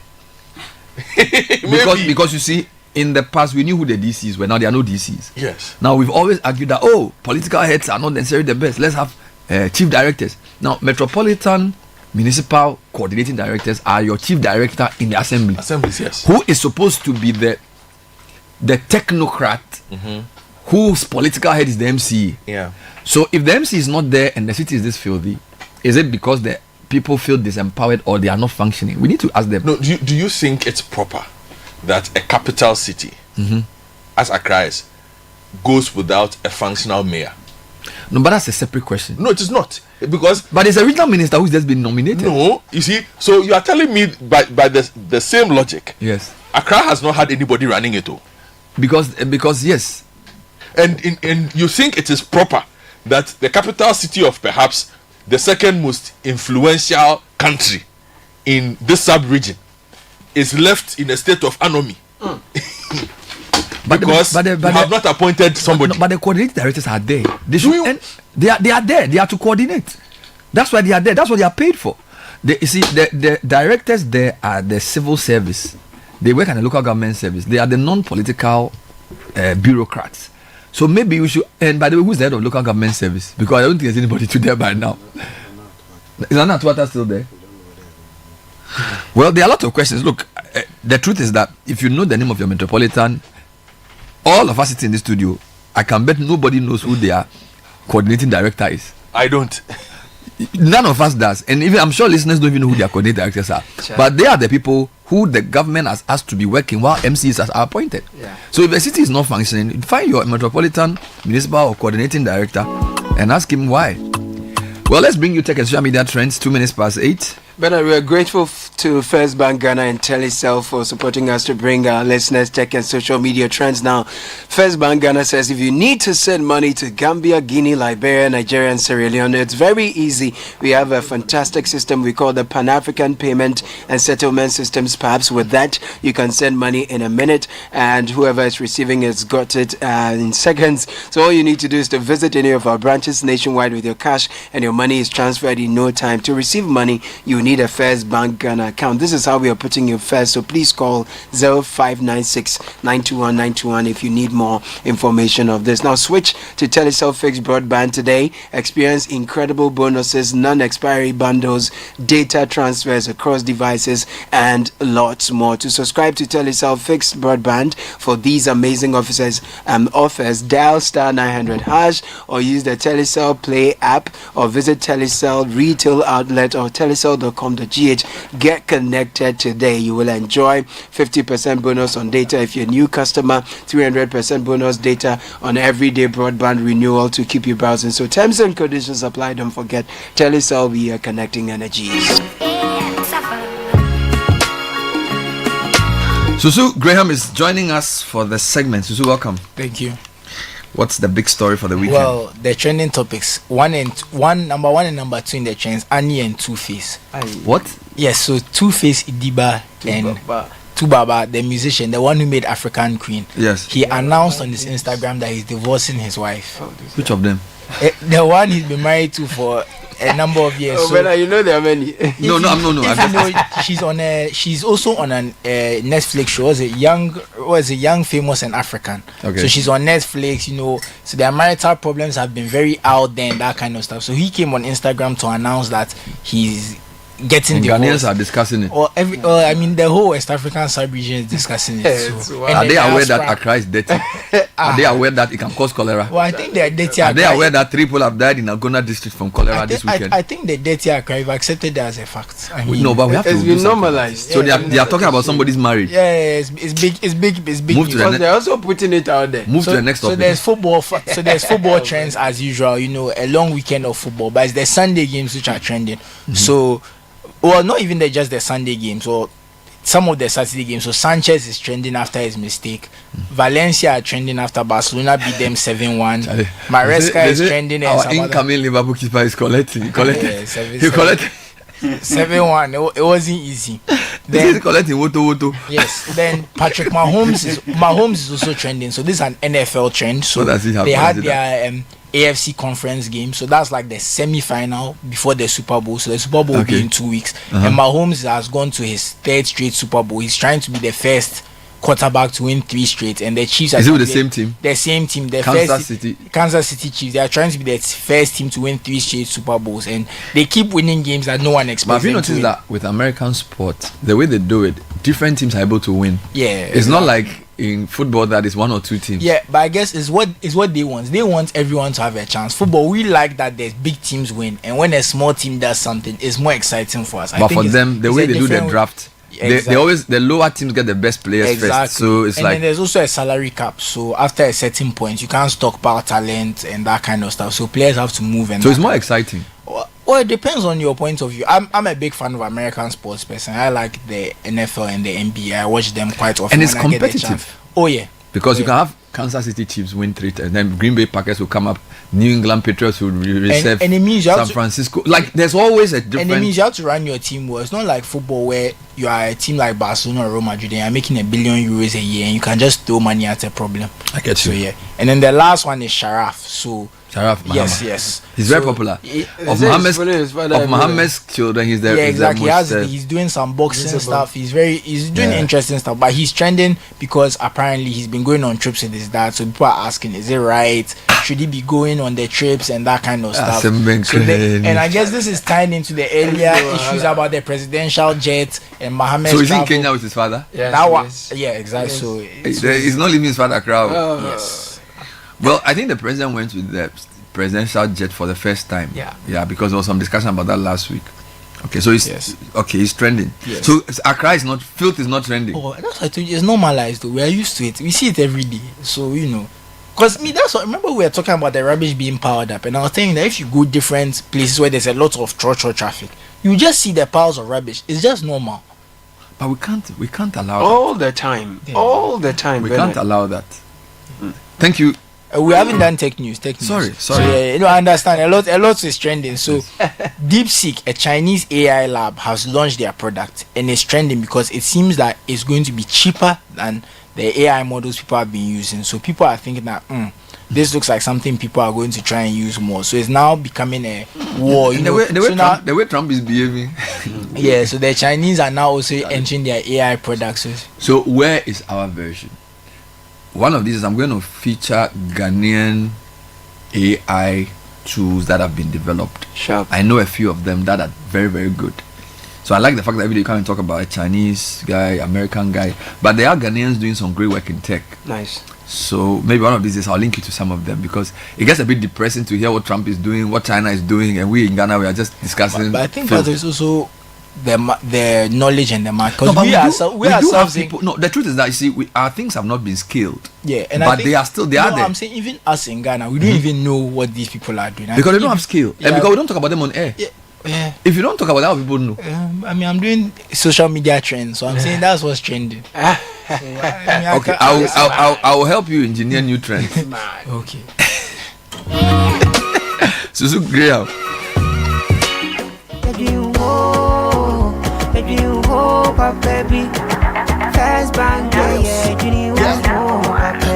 You're looking for a bank to rely on. Let me give you a shoulder to lie on. Wouldn't we say to banky baby? No lie, only one place where I get my eye on. Make I introduce you all to First Bank, the best services in the world, first rank. Customer service, everything is well planned. I make music, I travel, I sell land. They be my reserve tank. Cause every time I know my money's safe, Universal banking ain't in me here on the date. I'm a busy person, me no need time to wait. Now I got to Spain, even when I'm in the States. Mashing me blue shirt. They tell me office a chilly, but who cares? Cause I bank with the best. I'm lucky, I'm too blessed. When it comes to First Bank, it's too west. Everything is you first. Nobody feed do I'm like us. Do I'm like us. First Bank we treat you first. Treat you first. Somebody see think about you first. Think about you first. You first. First Bank. There's a business in every woman, from the young lady brimming with exciting and novel business ideas to the market queen managing her empire. There's the she architect, quantity surveyor, realtor, business consultant, crafting dreams into reality, and the multitasking mom seamlessly blending work at home. The entrepreneur, meticulously checking stock, to the corporate woman, sealing deals on the move. Indeed, there's a business in every woman. Introducing Telecel Women in Business, our initiative to empower women-led and women-owned enterprises. Benefit from tailored activities, networking, business and technical support, free webinars, trainings, and more. To join this initiative, be a female-led business and a Telecel business customer. Visit telecel.com.gh/business to register now. Telecel, connecting energies.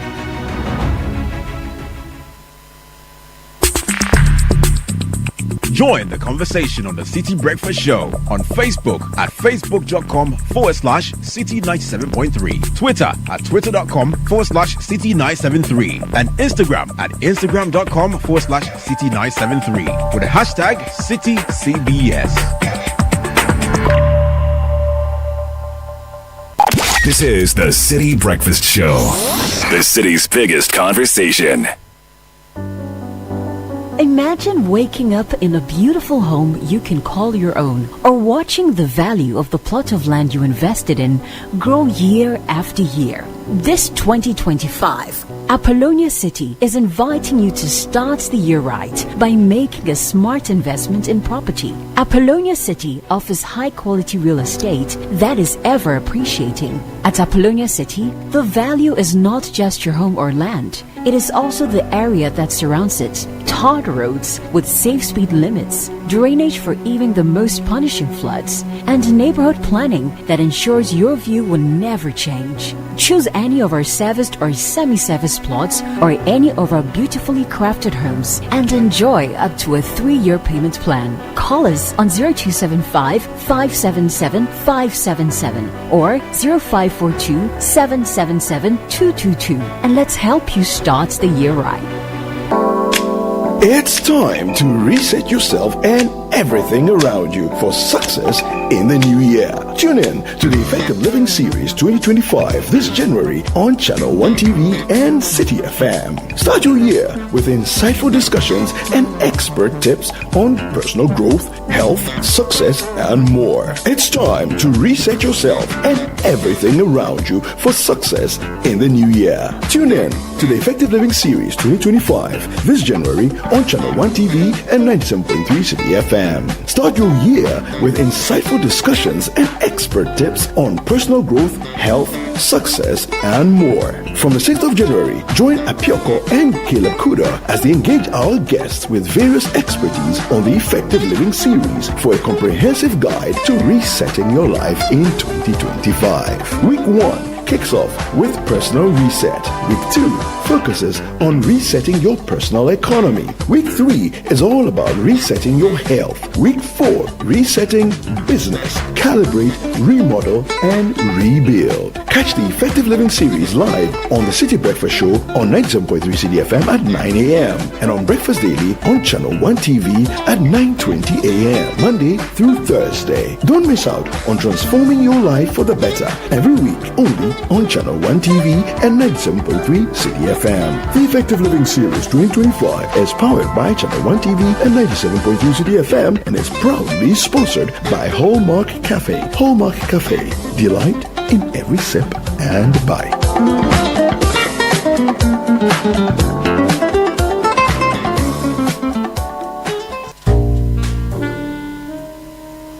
With With the recent increase in electricity tariffs and fuel prices, power, although unreliable, has become expensive, and owning a noisy generator becomes a headache rather than luxury. For an affordable and durable electricity solution, you need to go solar with Translight. Feel the independence, experience the comfort, and be productive. Translight Solar. Wherever there is sunlight, there is Translight. Think solar. Think Translight. Locate us at 98 Boundary Road, East Legon, in between ARS and the American House at the White House bus stop. Visit our website at translightsolar.com. Call us on 0504-249-229 or 0206-542-454 or reach us through email info@translightsolar.com.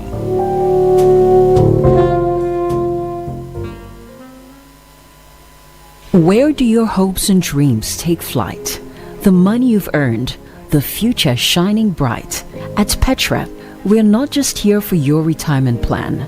We are here for the life you've imagined and then some.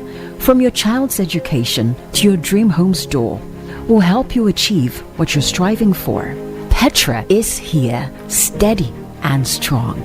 Your wealth in safe hands, where it belongs. With investments that grow at rates that compete, we build your future with every heartbeat. That's Petra, your partner. Come joy or strife, guiding you toward the dreams that define your life. For your pensions, investments, loans, and more, visit our website at petraonline.com or call 0242 435037. Petra. Achieve more.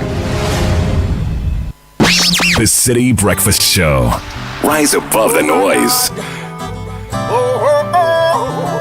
It be like they won't tell us what to we never hear before. To Baba Day, yeah. Plus, Soli Baba Day, yeah. Sabada Badam, Dabadam, Day, Dabadam, Day, Dabadam, Day. No, it's working. Unleashing the power of relevant radio. This is Citi 97.3. I said no be smarting, no be smarting, no be smarting. Hey. Looking back to all the years that you and I have spent together, it seems like you've been playing me all along. So many times you asked me to put the whole of my trust in you. So many times you betrayed me and played me for a fool. Why don't we work together so the future will be brighter? Cause it be like you and I, we didn't need each other all the time. All the time. Another year has come. Now you want my trust once more. Oh, no. It be like say you want to tell me another story again. It be like say you want to act another movie again. Oh. 17 minutes past 8. Before we do our interviews, if you're looking for litigation-free land, contact Royal Kingdom Estate. We specialize in land acquisition, construction, design, property management, and more. Properties ranging from 90,000 cedis for land in Accra and Ibri, flexible 2-bedroom and premium furnished apartments at East Airport. Call Royal Kingdom on 055-755-5909 or send email to info@royalkingdomestate. This Valentine's Day, indulge in an unforgettable romantic getaway at the African Regent Hotel. This February 14th, a truly magical experience of luxury, love, and serenity awaits you and your loved one. The Stars Dining Experience, 550 cedis per person and 1,000 cedis for couple. Enjoy an intimate hour with breathtaking views from our rooftop terrace at Zong with a salsa and painting session. We also have a Valentine's Day dinner, an exquisite candle-lit buffet at Zong featuring dishes by our world-class chef. We also have a personalized keepsake, a custom photo to remember this perfect day. Call 0302-765-180 or 0268-265-386 or log on to the African Regent Hotel.com for more details. Only God can judge you now. Only God can Lead the change with the university built for tomorrow's leaders. Heritage Christian University is set up to provide a missing link in tertiary education through creativity and innovation. Since 2018, we've given over 450,000 cedis as startup grants to a number of students to start their businesses. There is a huge emphasis on entrepreneurship, technology, and practical learning with professional certification. Contact 0547 777 731. Heritage Christian University, educating compassionate entrepreneurial leaders. All right, so a few quick points. Bernard Nana Atu Arthur has been fired. The chief director is acting at the local government service. All right. Now, who do I have on the line? Let me play you a quick report. Actually, no, let me do an interview before I do that. Let me go on the line and speak quickly to Daniel Kenneth. He's the MP for Okre. All right. He used to be a DCE as well. So he's a member of parliament. Maybe they can tell us whether he has a question for the sanitation minister or whether this conversation is beyond political heads and the assemblies have to work. Honorable Daniel, thanks for joining us. Good morning.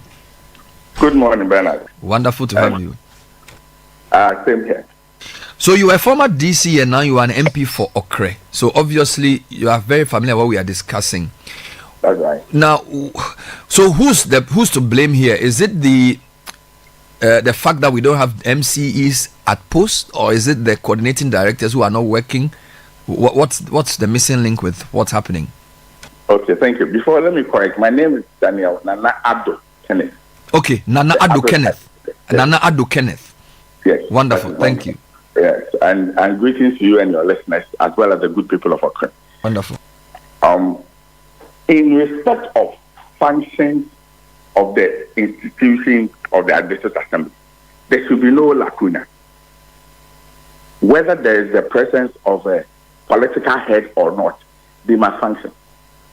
In fact, the Local Governance Act 936 puts a well-structured assembly system that leaves room for nothing or any gray area. In fact, what happens is that before a budget of all the assemblies have been passed between October, November of last year, those budgets are being implemented as we speak.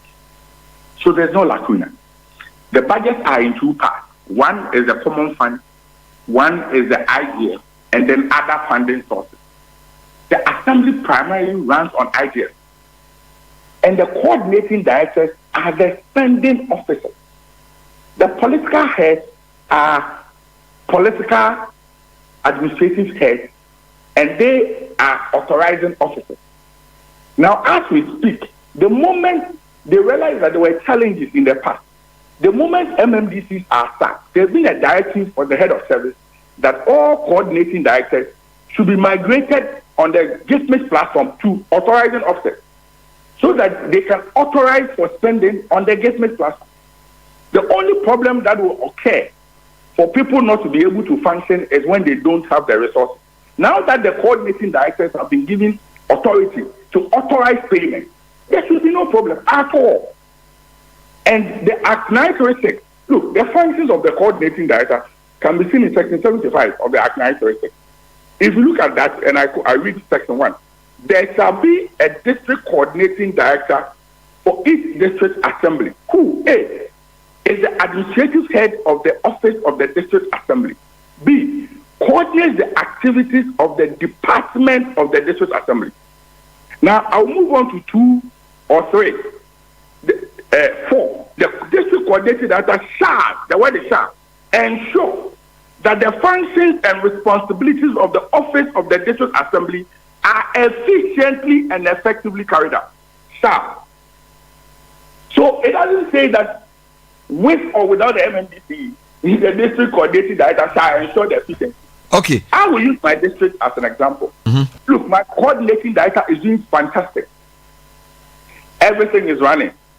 I don't even see whether there's a DC or not. Yesterday, he even called me. The Electoral Commission have sent letters to all the MMDCA for representatives for the voting of the Council of State members, right? Why are they not telling us that? Because there's no MMDC. they cannot select people to go. The coordinating directors are doing consultation with the assembly members and precisely. Let me play the devil's advocate here. Yes. The previous government had sanitation under a full ministry. So for the past 8 years, the local government ministry, which oversees the work of the assemblies, has not been directly in charge of sanitation. Could that be the reason why? And of course, when this new minister was sworn in, indeed, when the president realigned his ministries through the executive instrument, he brought back sanitation under local government, and then he told this local government minister that you are now in charge of sanitation. Could it be that the 8-year period where sanitation was on another ministry is the reason why the assemblies may not be up and doing with sanitation, which is the real reason why we are discussing this today? I don't think so. I don't think so at all. I don't think so at all. In what sense? So when you were DC in the first 4 years of the Akufo-Addo government, were you in charge of sanitation for Okre? Because I know that was under a sanitation minister. Yes, in fact, you can confer with my constituents. The district assemblies have 100% control of sanitation issues. The Ministry of Sanitation don't have direct agencies. Hello, can you hear me? You are on, yes. So the Ministry of Sanitation don't have direct agencies under them. Agencies at the district. They collaborate with the district assembly on all sanitation matters. The Act indicates that the authority who has to take charge of sanitation matters are the MMDA. And the creation of the sanitation ministry was an addition to demonstrate the president's commitment to taking sanitation and environmental related issues seriously. The whole thing boils down to we, the staff and workers of Ghanaian workers, our attitude, our level of commitment to what the charge that we are being paid for, and the whole Ghanaian attitude. And then all of us as leaders, look, you charge people for sanitation offenses, and you have priests coming to beg. You have pastors coming to beg. And you have some of these sanitation officers who also will exploit the filth situation, and so would not even be committed to dealing with the real issues.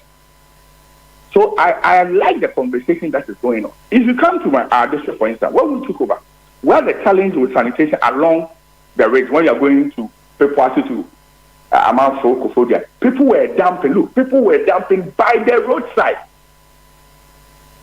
People were also doing crude dumping. We went in to excavate all the major refuse dumps that we have in our major towns and also some of the villages. After now, we were left with only one, and our constituents, and they had nothing to do with sanitation.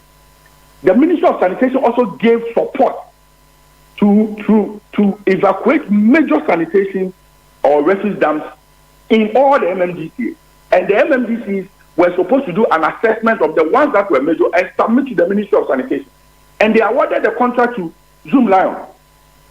And they cannot come in to decide what they are doing. They consult the MMDC. The MMDCs and MMDAs that gave direction to the Ministry of Sanitation as to the critical areas they should come in to tackle.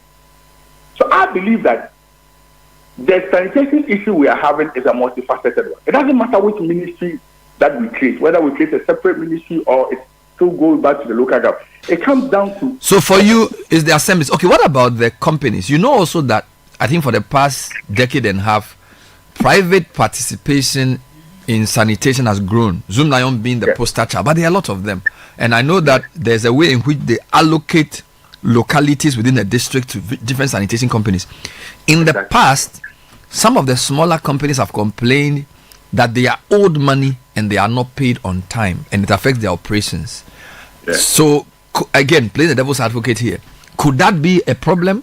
Because the way the filth in Accra has grown, particularly since the election finished, there has to be some explanation for it. I mean, it's almost like there's a silent strike going on that we don't know about. You understand? Because when you drive through all parts of the city, refuse is just left there, and there has to be some reason. What do you know about the relationship between the assemblies and the companies? Do they pay them ahead of time? Do they owe? Is there any way in which that could be an issue? Yes, we can improve on the payment system in this country. You know, our payments, government payments, is always in arrears. And so, yes, that could be one reason where sometimes committing a lot of funding and then you have not been paid, and then you need to borrow and commit more funding. But I say that refuse in my constituency is being lifted by the same company. So why is refuse in my constituency being lifted? And why is refuse in Accra not being lifted?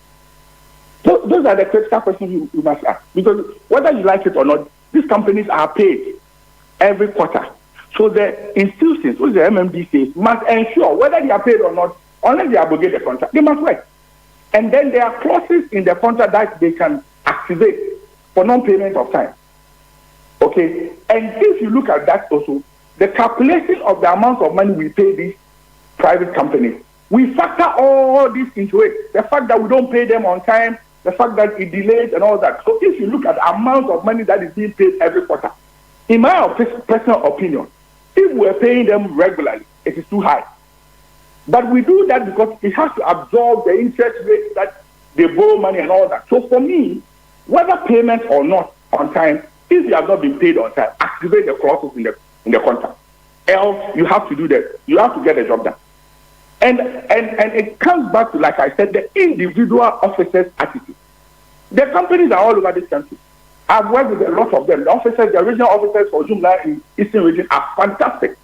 They will always attend to your call. Sometimes their car breaks down, and they make alternatives arrangements for other MMDA vehicles to come into your constituency and work. So it is one attitude. Now, two is enforcement. I heard one of your members talk about enforcement. We lack a lot of sanitary inspection officers.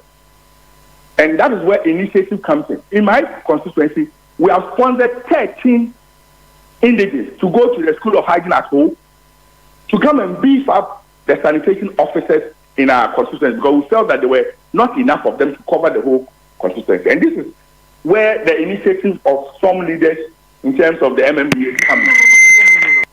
All right, go on. So it means that if I want to really get to the bottom of this matter, I must find the coordinating directors of the assemblies and ask them why they are not supervising refuse collection. That's what I should do. Simplicity. In the absence of the DCE, the MMDs, the coordinating directors are fully in charge in terms of service delivery. The only thing that we may lack will be physical infrastructure, because there is a political decision that has to be made. Okay. And in most cases, the budgets are reviewed mid-year. So even if there's an MMDC now, he has to use the budget that has been passed by the previous assembly to work until mid-year June, that he can initiate actions to review them. And in most cases, it's not the service delivery that is reviewed. It is actually the fiscal development and infrastructure and some of the local economic initiatives. So there's no inhibition. Okay, so two final points. From the way you're talking, you seem to be a local government practitioner. Are you on what committee are you on in Parliament? Well, Parliament is yet to form the committee. The committees. Parliament is yet to From the way you are going, I think you do well on the local government committee. well, we look to leadership, but the focus as a parliamentarian is not necessarily being a member. Look, when I became, the orientation in Parliament shows that you can move to any committee as an MP and make your submissions to those committees on sensitive issues bothering the nation. So we don't even necessarily have to belong to a committee to do your work. Okay, but since you are an MP of the constituency that used to have Dambutre as the MP, you obviously know a thing or two about local government. Would you be minded to put a question to the incoming? Because he was sworn in on Friday, so I guess today is his first day. Maybe you give him a week and then issue a statement or put a question to him about the state of filth. Of course, you are not. Accra is looking very, very bad. And the question I've actually drafted. Look, I felt bad when I meet our colleagues. I felt bad that we had a president who made a pledge that he wants Accra to be the cleanest city in West Africa. Once the president says that, it is not the president that's going to get down to make sure Accra becomes clean. It is we, his appointees. And sometimes we, the appointees, we let our leaders down. Once your leader has appointed you and given you your instructions, you have to work to achieve that vision. Else, everything comes back and we blame the president. But the president cannot be everywhere. Okay. So that's why I said it is we, the MMDC. And I believe that everybody must be on the MMDC. But not just the DC, but every staff and the department responsible for town and country planning. This shows and all of that comes with a lot of things. Town and country planning. Are we planning our countries well? Are we demarcating quality roads? where she drinks past. All right. Thank you, Daniel. I really appreciate your time. Daniel Kenneth is MP for Kre, a former MCE for, I believe, or DCE for the Okre district. I'll be doing another interview shortly, but let's talk about Affinity, an app that makes it easy for you to get access to finance, zero fees, and banking where you don't have to keep an eye on those extra charges. It gives you the right tools to keep your banking simple and help you grow. No, whether you're starting something new or managing your finances, Affinity makes life so easy. Dial *229# to get the app or check out affinityghana.com. With Affinity, you're not just banking, you're in.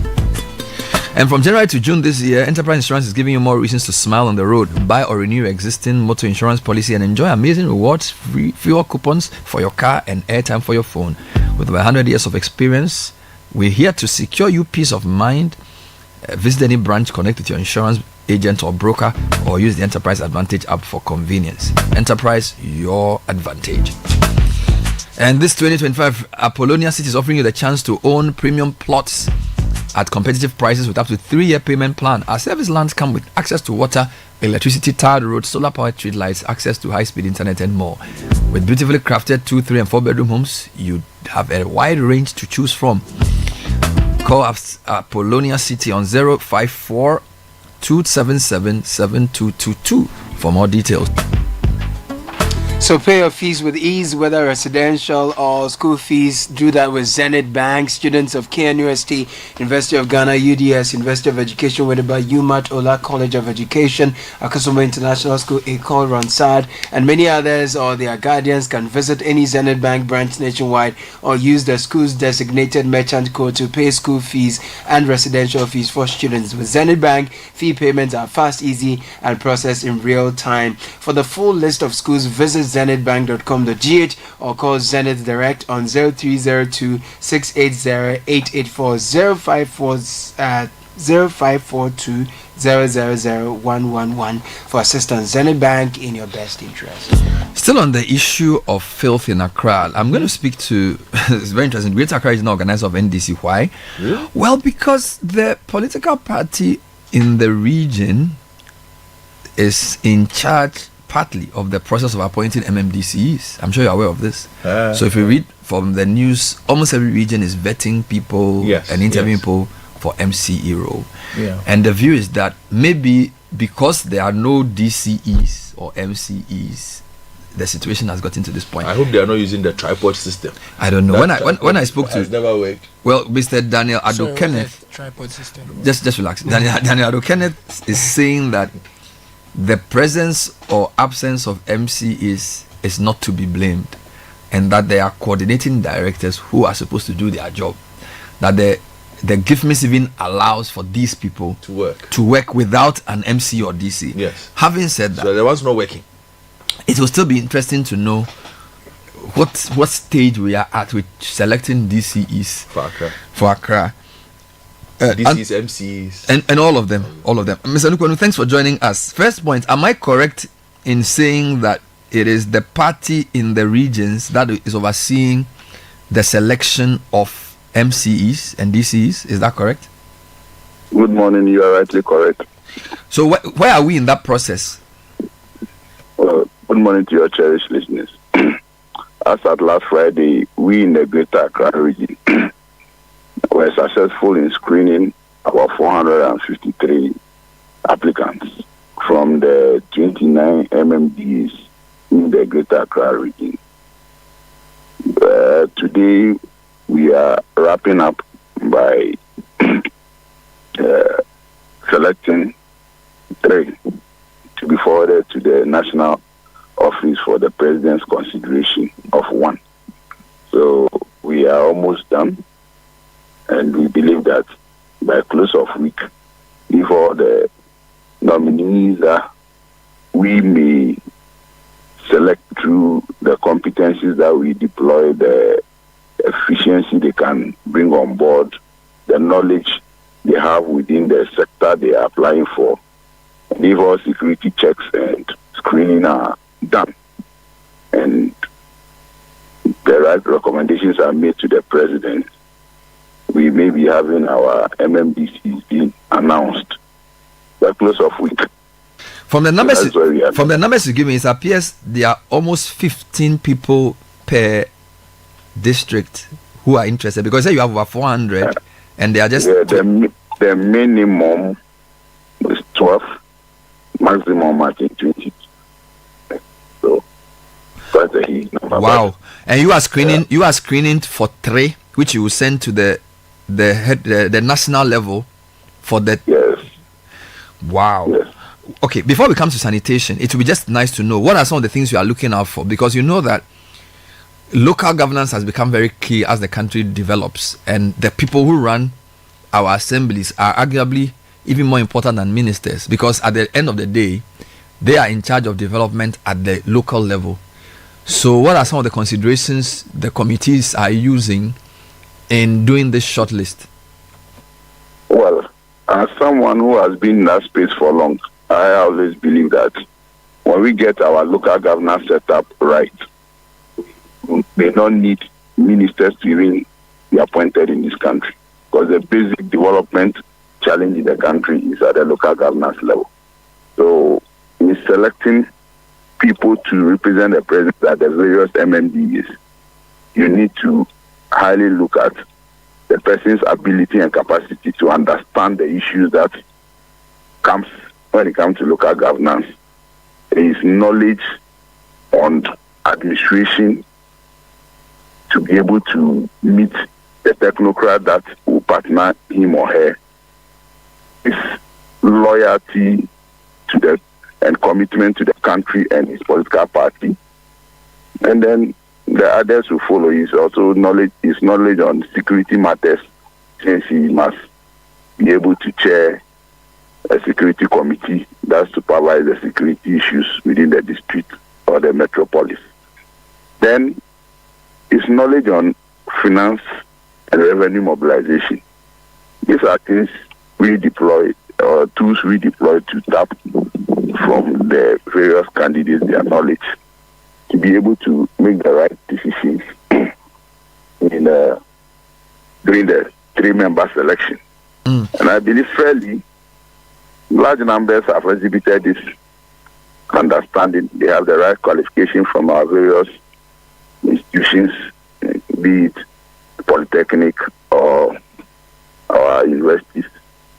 Some have also practiced within the space as technocrats who have held several positions in the civil service or the local government service and in other fields of competence. Some have also been on the field as political practitioners who have dedicated over the years to serve the party and have fair knowledge on how to bring on board development to the locality. So it's a wide range of consideration that we have to look at. So based on what you've said in terms of the timeline, by what date do you think the region will be able to send the shortlist to the national level?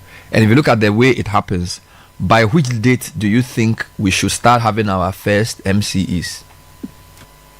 Some regions I know have completed this process somewhere last week. We are finalizing today, and we hope by this evening or early tomorrow morning we should be forwarding our list to the right office. And we hope the Minister of Local Government, with the team set up by the President to finalize it, will also look at it expeditiously and then make the right recommendations to the President for announcement. So, if, in my estimation, by Friday we should be announcing MMDs across the country, if everybody will work assiduously. Wonderful. Now let's come to the second issue, the points we're discussing about the filth. Do you believe that the absence of MCEs and DCEs should be blamed for the filth we see, particularly in Accra? I disagree. There's no lacuna as we speak. We have the assembly members who are the first point of call when it comes to sanitation in the communities. Then we have the sectors, maybe on local zonal councils, urban councils, and then sub-metros. They are all functioning. We come to the franchise contractors, the Zoom Lions, the Asadu, you see, all those who have contracts with assemblies to collect refuse. They are all available. Their contracts have not been terminated. So I don't see why we should be having the challenge. Then we have the coordinating directors, we have the district environmental officers. All these who are at post, nobody have asked anybody to proceed on leave. So there shouldn't be a lacuna in this challenge that we are hearing all over the region. Then you come to the upper level, we have the chief directors at the regional coordinating councils. So all these people, they all due salary over the weekend. What job have they been doing? So I think it's a human attitude that everybody is sitting down thinking nothing concerns him or her. And you see, this is when a politician comes in and they will say they are being hounded. But I think governance is continuing and everybody must be at post. So coordinating directors at the various assemblies, chief directors at the various regions should be ashamed of themselves. If this is how they are supervising the offices within this 1 month in the new administration, they should be ashamed of themselves. I think this morning all of them should get out of their office, get to the various areas, call the contractors who are supposed to collect these refugees in these areas within Accra and in the MMDs, so that we get this vote out. We can't have a situation where people will think that it's only the politician that must assume office for things to be done right. We don't. Assembly members are there. Sub-metro chairmen and their directors are there. Urban council directors are there. Environmental officers are there. This is their job, their core job. When they wake up and they dress to the offices, these are the supervision they need to provide in the system. And these people you've mentioned, do their jobs transcend administrations? They are civil servants who are local government service staffs who are employed until 60 years. Nobody touches them. You can only be turned around from one district to the other. As we speak, nobody have transferred any staff from the local government service. All of them are still at their post.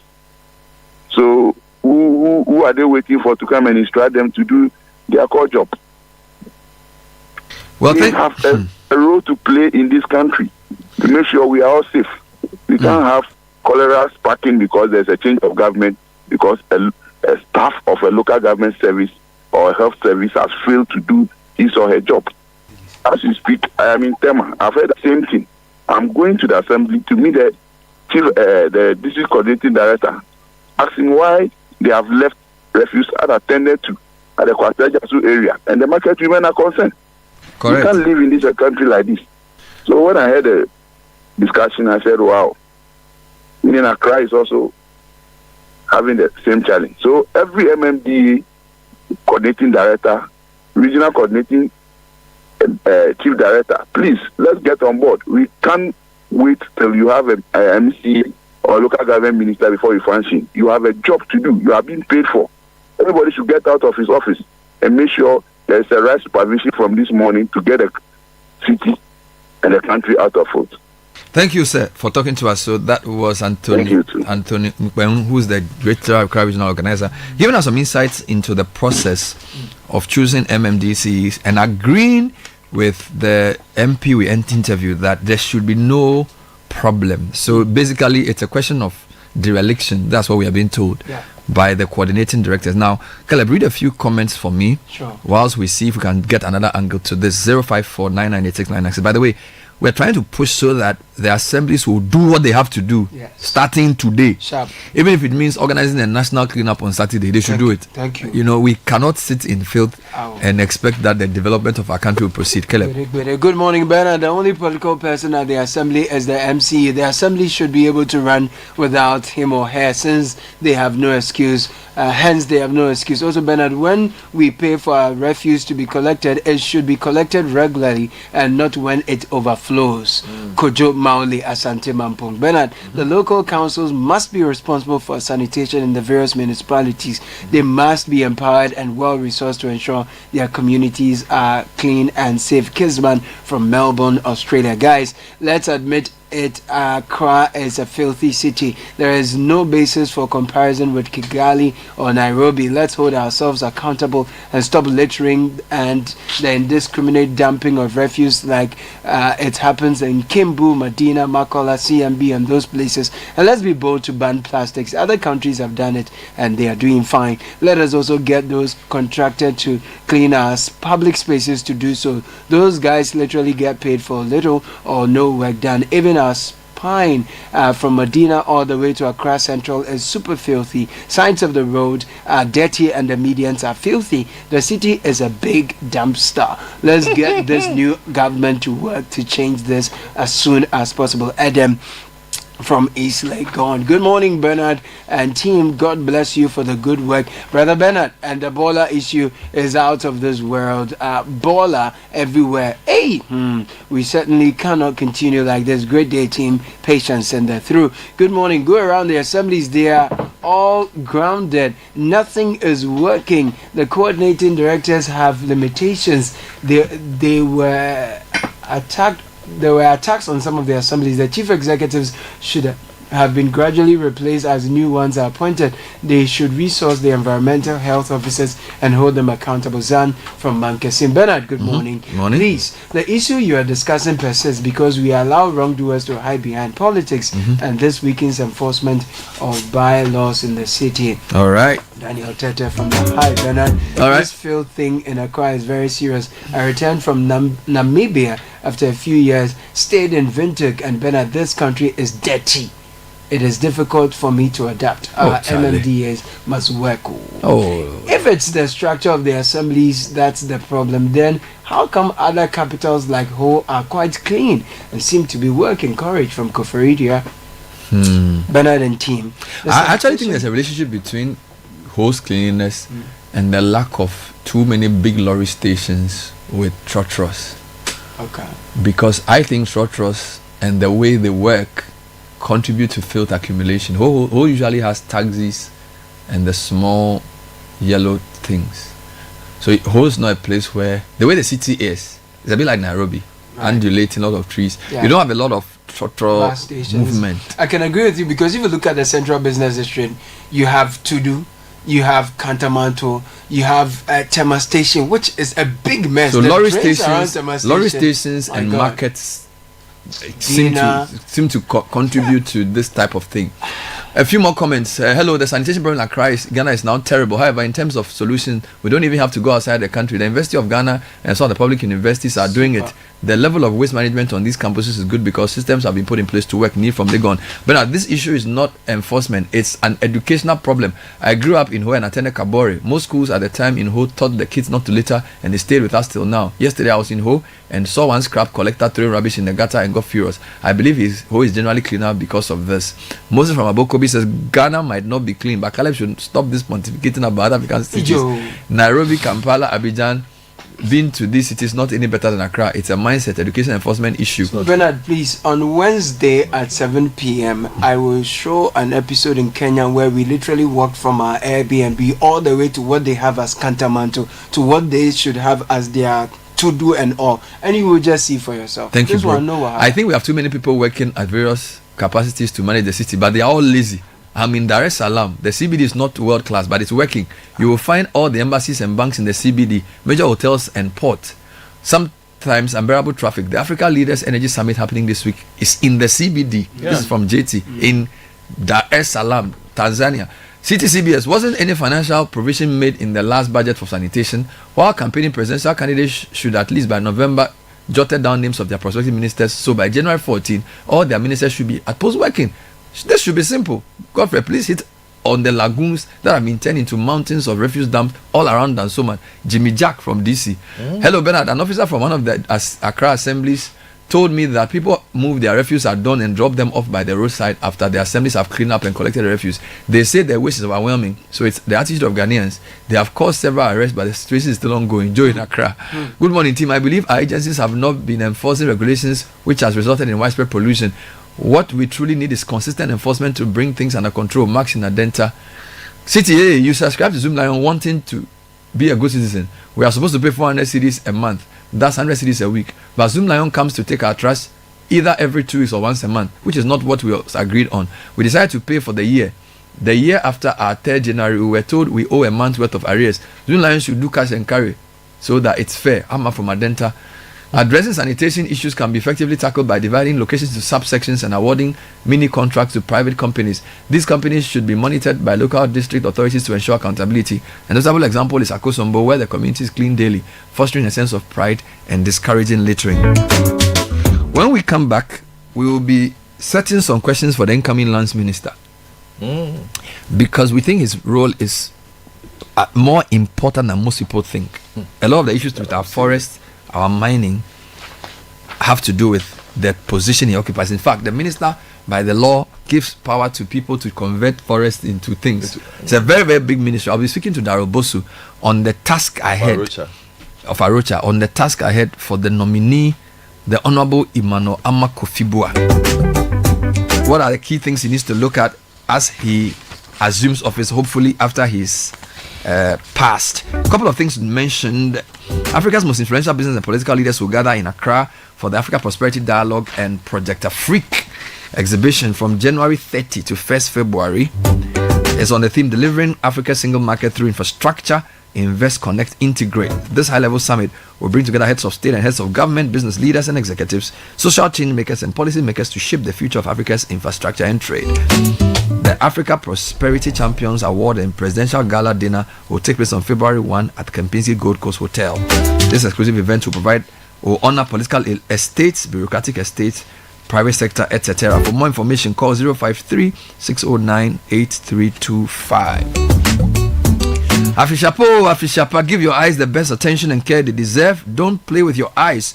With 34 years of experience and more, Roberts & Sons Optical Services continue to offer comprehensive eye care services, which include all-day comprehensive eye testing with modern equipment, eye specialist services, pediatric eye care services, visual field testing, as well as optical coherence tomography scan. That's right.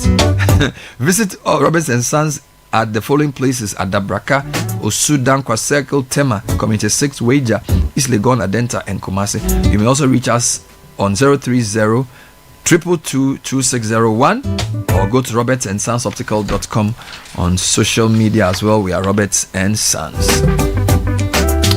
Central University College or University is inviting applications for this academic year in accounting at the master's level, MSc, MPhil accounting, MBA human resource management, MBA in entrepreneurship, finance, accounting, all for 18 months, as well as MAs in education and MPhil in the same area. We also have a public health bachelor's and a postgraduate diploma in education available. Visit us for on-the-spot admissions this weekend in Accra. That's happening on the 24th, or call 0307-020-540 or go to central.edu.gh for more information. Take a short break. When we come back, we'll be talking about the task ahead for the lands minister. Is Galamsey going to be his major task? Are there other issues that have to be attended to? What policies must he reverse, and what are the issues he must critically deal with? We'll be right back with that. Stay with us. The Citi Breakfast Show. Rise above the noise. Central University, Ghana's premier private university, invites applications for admissions for the 2024-2025 academic year. Apply now to enjoy our flexible payment terms. We also have exclusive discounts for all alumni, ICGC members, ICGC pastors, and their children. Call us on 0307-020-540 or visit www.central.edu.gh for further details. Central University, raising transformational leaders through faith, integrity, and excellence. Hey, So what goes into building quality structures? I mean, literally, what goes into it? Wujaf, you don't want to be sitting here somewhere worrying whether or not you did a really good job. It'd be very simple equation. If there's no diamond cement in the mix, massa, forget it. Don't start cry. Menye, diamond cement has been providing builders, block makers, and construction companies that peace of mind for years. Diamond cement is 42.5 R grade cement. Unbeatable quality made right here in Ghana. And because we have your pocket in mind, we provide 32.5 R grade so that everybody getting on. No long talk, Jack. If there's no diamond cement in the mix, don't start. Locate Diamond Cement Ghana Limited nationwide with factories in Aflao, Takrade, and Buipe, or call 0244-313-368 or 0540-111-978 or 0202-021-175. Diamond Cement, still as hard as a diamond. This new year, let your journey be worry-free. Renew or buy a brand new motor insurance policy with Provident Insurance from January to March 2025 and enjoy exciting rewards such as fuel coupons and exclusive Provident souvenirs. Need assistance? Chat with Obaya, our friendly WhatsApp assistant on 024-242-6396. She will sort you out, babya, anywhere, anytime, or visit any of our branches, agents, or brokers today. Provident Insurance, your reliable partner for 43 years, keeping you covered every mile of the way. Don't miss out on this special offer. Terms and conditions apply. With Provident, man, you're covered. Provident, man, you're covered. The Heritage Caravan 2025 is officially sold out.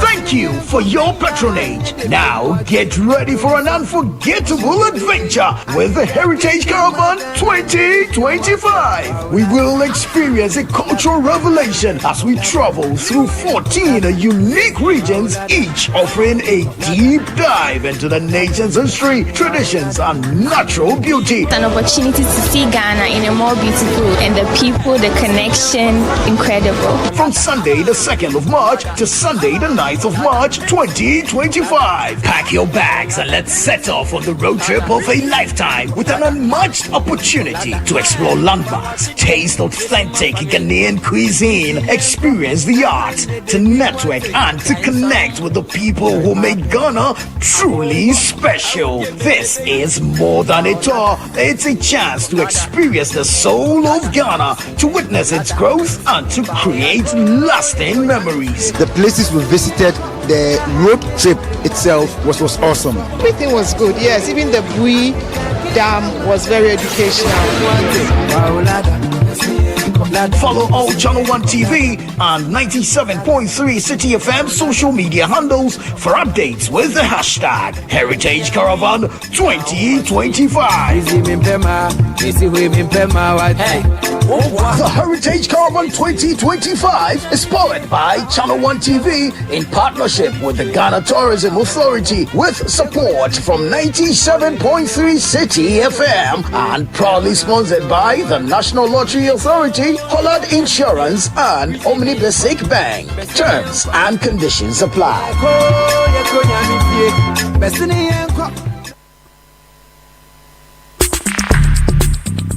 Join the conversation on the Citi Breakfast Show on Facebook at facebook.com/Citi97.3, Twitter at twitter.com/Citi973, and Instagram at instagram.com/Citi973 with the hashtag CitiCBS.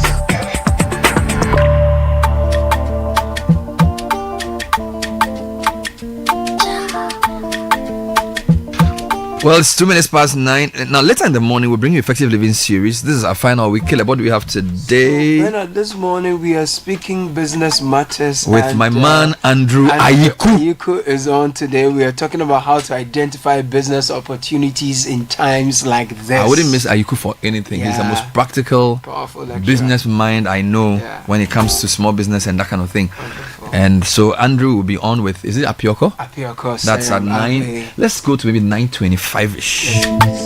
Now, have you always wanted to study abroad with ease? Then this is your chance to join us at the International Education Fair IEF 2025, where aspiring students like you can interact with reps from the world's leading universities. Now, you stand to gain free university application, one-on-one counseling, meet with university reps, and tuition discounts and scholarships. It's at the Accra City Hotel. Visit our website, www.ief.ng to register. IEF 25, study abroad with ease.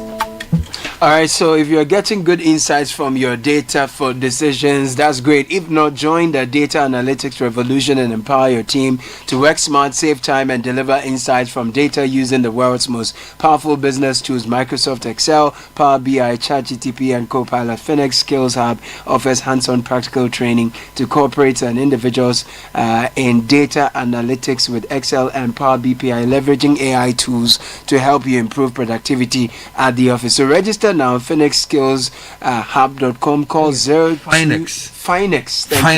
Finex Skills Hub. Thank you. Finex Skills Hub.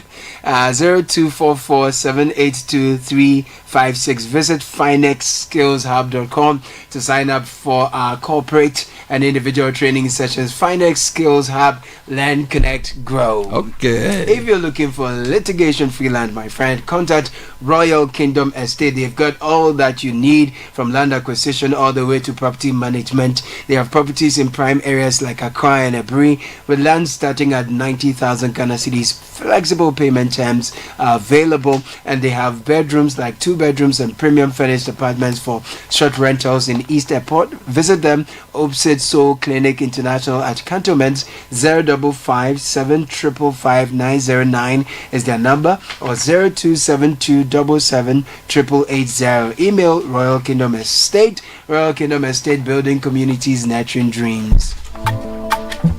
We are happy to let you know Heritage Caravan 2025 is going to happen. Unfortunately, if you are yet to get on board, it is sold out. Thank you for your patronage. Now let's get ready for the road trip of a lifetime to discover Ghana from Sunday the 2nd of March to Sunday the 9th of same month this year. Pack your bags and let's set off on this spectacular tour for 8 exciting days through 14 incredible regions of Ghana, with the promise of a rich cultural experience, introspective historical visitations, and exhilarating field days with nature. This is more than a tour. It's a chance to experience the soul of Ghana, to witness its growth, and to create lasting memories. Follow all Channel 1 TV and 97.3 FM social media handles for updates with the hashtag Heritage Caravan 2025. The Heritage Caravan 2025 is powered by Channel 1 TV in partnership with the Ghana Tourism Authority, with support from 97.3 Citi FM, proudly sponsored by the National Lottery Authority, Hollard Insurance, Omni Basic Bank, and Gold PLC. Terms and conditions apply.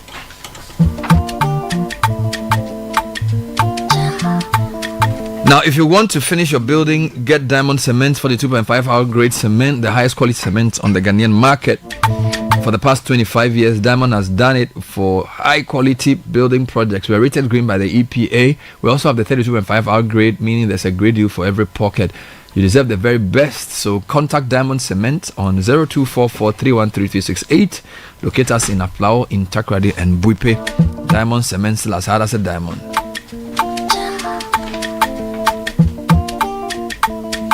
All right, so the minister nominee for 4 regions, actually for 3 regions and for lands, the minister nominees for these places will be vetted today. Now, the lands minister nominee is in the person of Ama Kofi Boah, former energy minister. And we want to just check what kind of job awaits him. Already, the entry of the local government minister is already full. And there are so many issues to deal with, chieftaincy issues, and what do you call it, sanitation issues, and of course, making sure the DCs are appointed on time. What are the key issues that the lands minister nominee needs to address? What kind of enquiry should the leadership of parliament to the appointments committee make? Now, because he's one of the leaders, he's the deputy majority leader before this new team took over, I suspect they'll give him a very quick vetting. No. You don't think they would? No, they shouldn't. You don't think they should? No. Well, if President is anything to go by. No, but I pretty much appreciated what they did with Muntaka. Okay. Last week. Yeah, Muntaka was very a strong vetting. Pretty thorough. Yes. They should do same. You see, because again, if you look at the problems of our country, half of it sits with Ama Kofi Boah today, when he appears before that committee. Illegal mining, the logging, is what is happening with our water bodies, climate, the mineral resources that are not being allocated properly, and all those things. It sits with him. Maybe the Obuasi thing that happened. Everything sits with him. So there's a lot for him to work through today. Let's talk to Darobosu, who is the lead advocate at Arocha, and he will tell us what he and other environmental-minded people think about the importance of the lands ministry and what some of the priorities should be ahead of the vetting today. Daro, thanks for joining us. Good morning. Good morning, Bernard, and Happy New Year to you. I hope you're great. I'm very good. Happy New Year to you too. So, how interested is Arocha and other environmentalists in the vetting of Ama Kofi Bua? And by the way, what did you make of his nomination? Is it the kind of person you were looking forward to run this critical ministry? Yes, thank you. I think we might have had our maybe expectations in terms of who could be. I mean, several names came up and all of that. But I must say that I tend to really endorse the appointment of Honorable Bua, because as you all know, even before he was appointed prior to the election, he was actively fighting Galamsey in his constituency. So I am really thinking that he's going to bring that kind of enthusiasm and also commitment to this position. So I think it's good. We are looking for it. He has a very strong and passionate character. So we are hoping that he's going to use that for the benefit of the environment. How important is the lands ministry to your work in terms of environmental advocacy?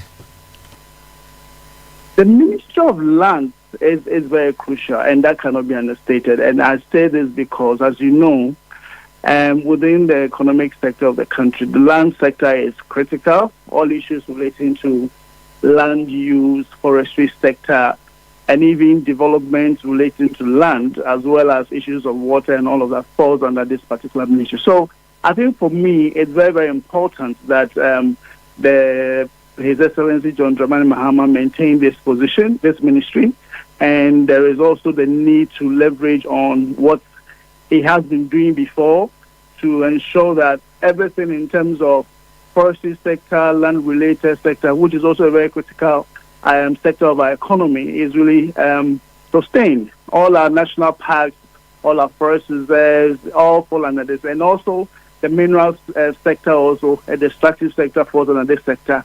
So it is really, really critical that we have a substantive ministry that will ensure supervision and allow for engagement with stakeholders to ensure the right things are done. So it's really important that this ministry has been sustained, and in our work, it's very important that we have somebody we can be able to, who is open and who we can engage from time to time and ensure that they also listen. I think that's what is important, listening to the people and also trying to make sure things work. It is what really we are looking forward to.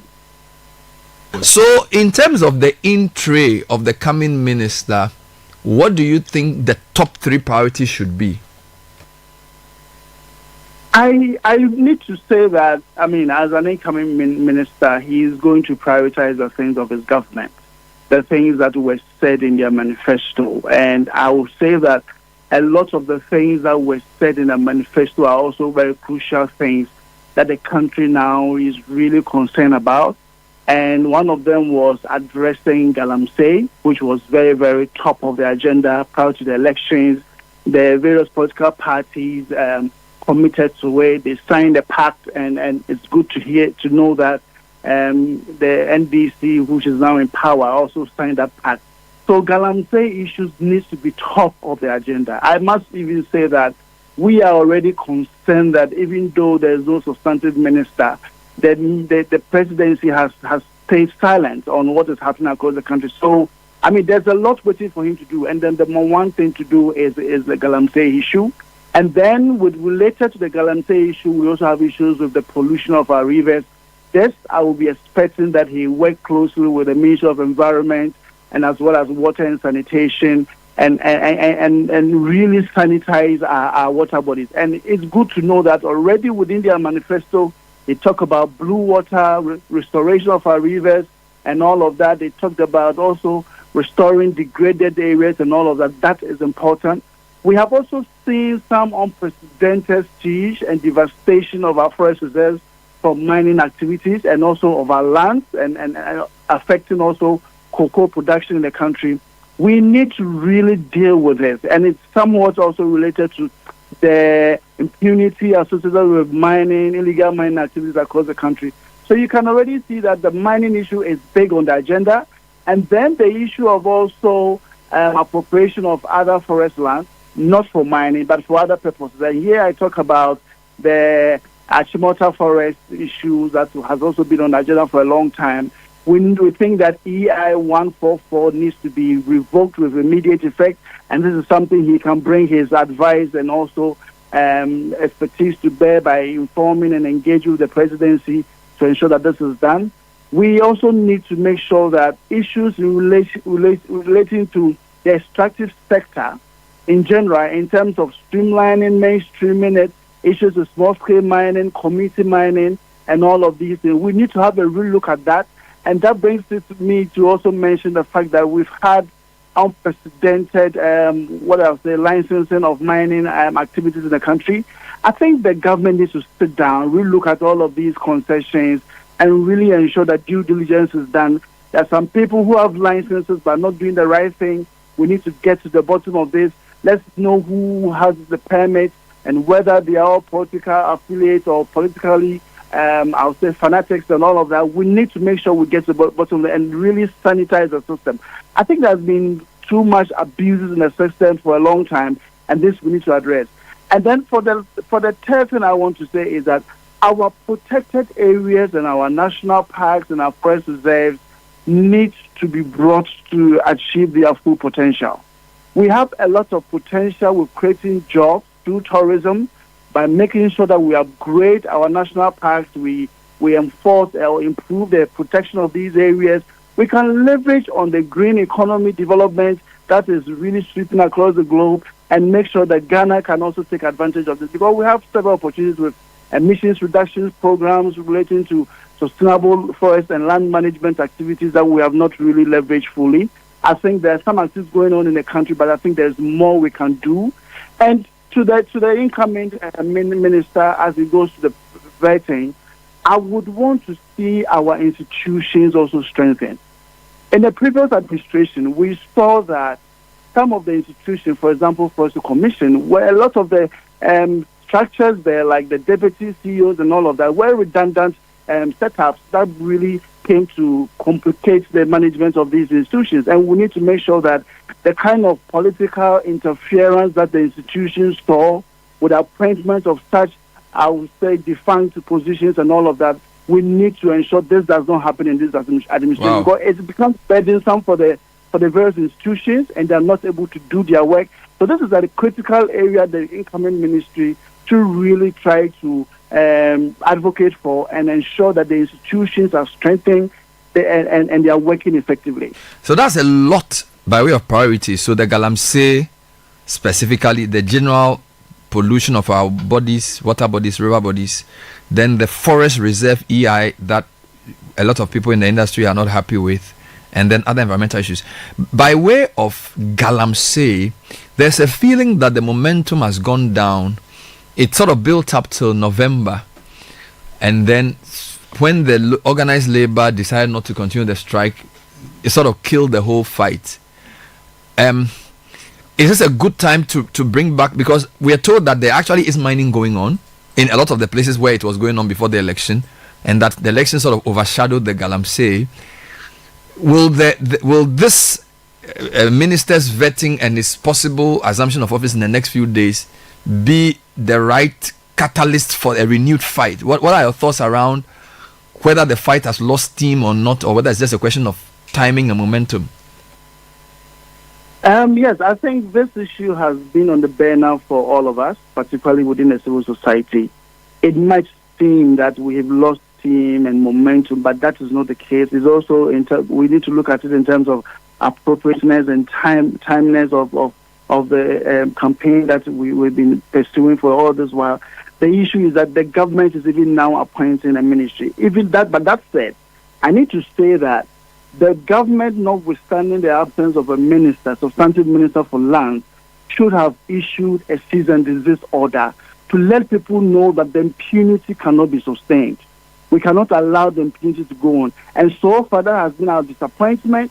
And it's sad that we've seen and heard of a lot of fatalities and seizures of concessions across the country.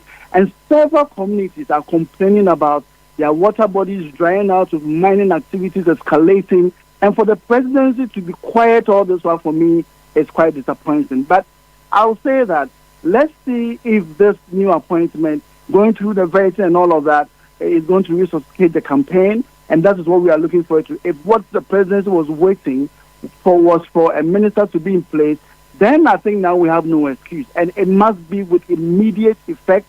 The government must go into action with all the urgency it deserves, because the environment has waited for too long. For several years, we've seen the depletion, we've seen the devastation. And if you have the opportunity now, they committed to it. They signed a pact on that, towards that. And so we want to see that they really get into motion and hit the ground running. We cannot wait any longer. So I'm looking forward to the incoming minister really taking this fight up rigorously and really going head on and making sure that the impunity that is going on across the country comes to a halt, at least until we are able to substantively take steps to mainstream and get these issues resolved once and for all. Does the fact that he's from the Western region make it better or complicate matters? Because I'm told that Galamsey in the Western region is more serious. This is what some of the people say to me. Does his being MP for Elembele become an advantage, or is just more complications? No, Bernard, I think for me, I think it's an opportunity for him.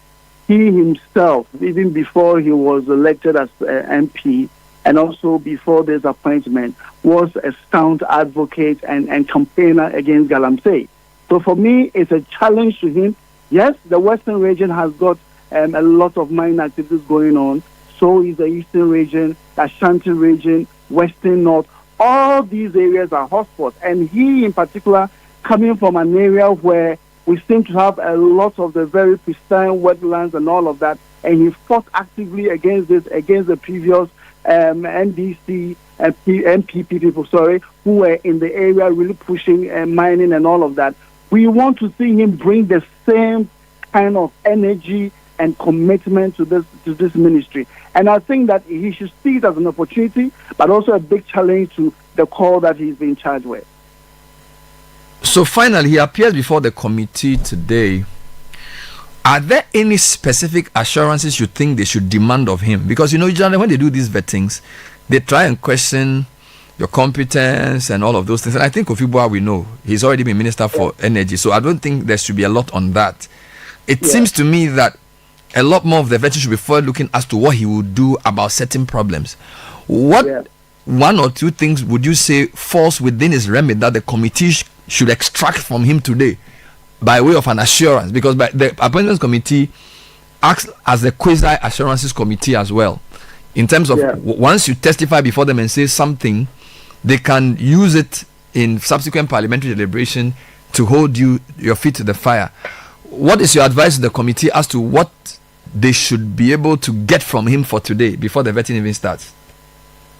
Yes, I think that's a very good one. And I think I would be expecting the appointment or the vetting committee to really try and get some timeline from the incoming minister. We need to know when they are going to get into action, what timelines are going to set, particularly in respect of issues relating to Galamsey.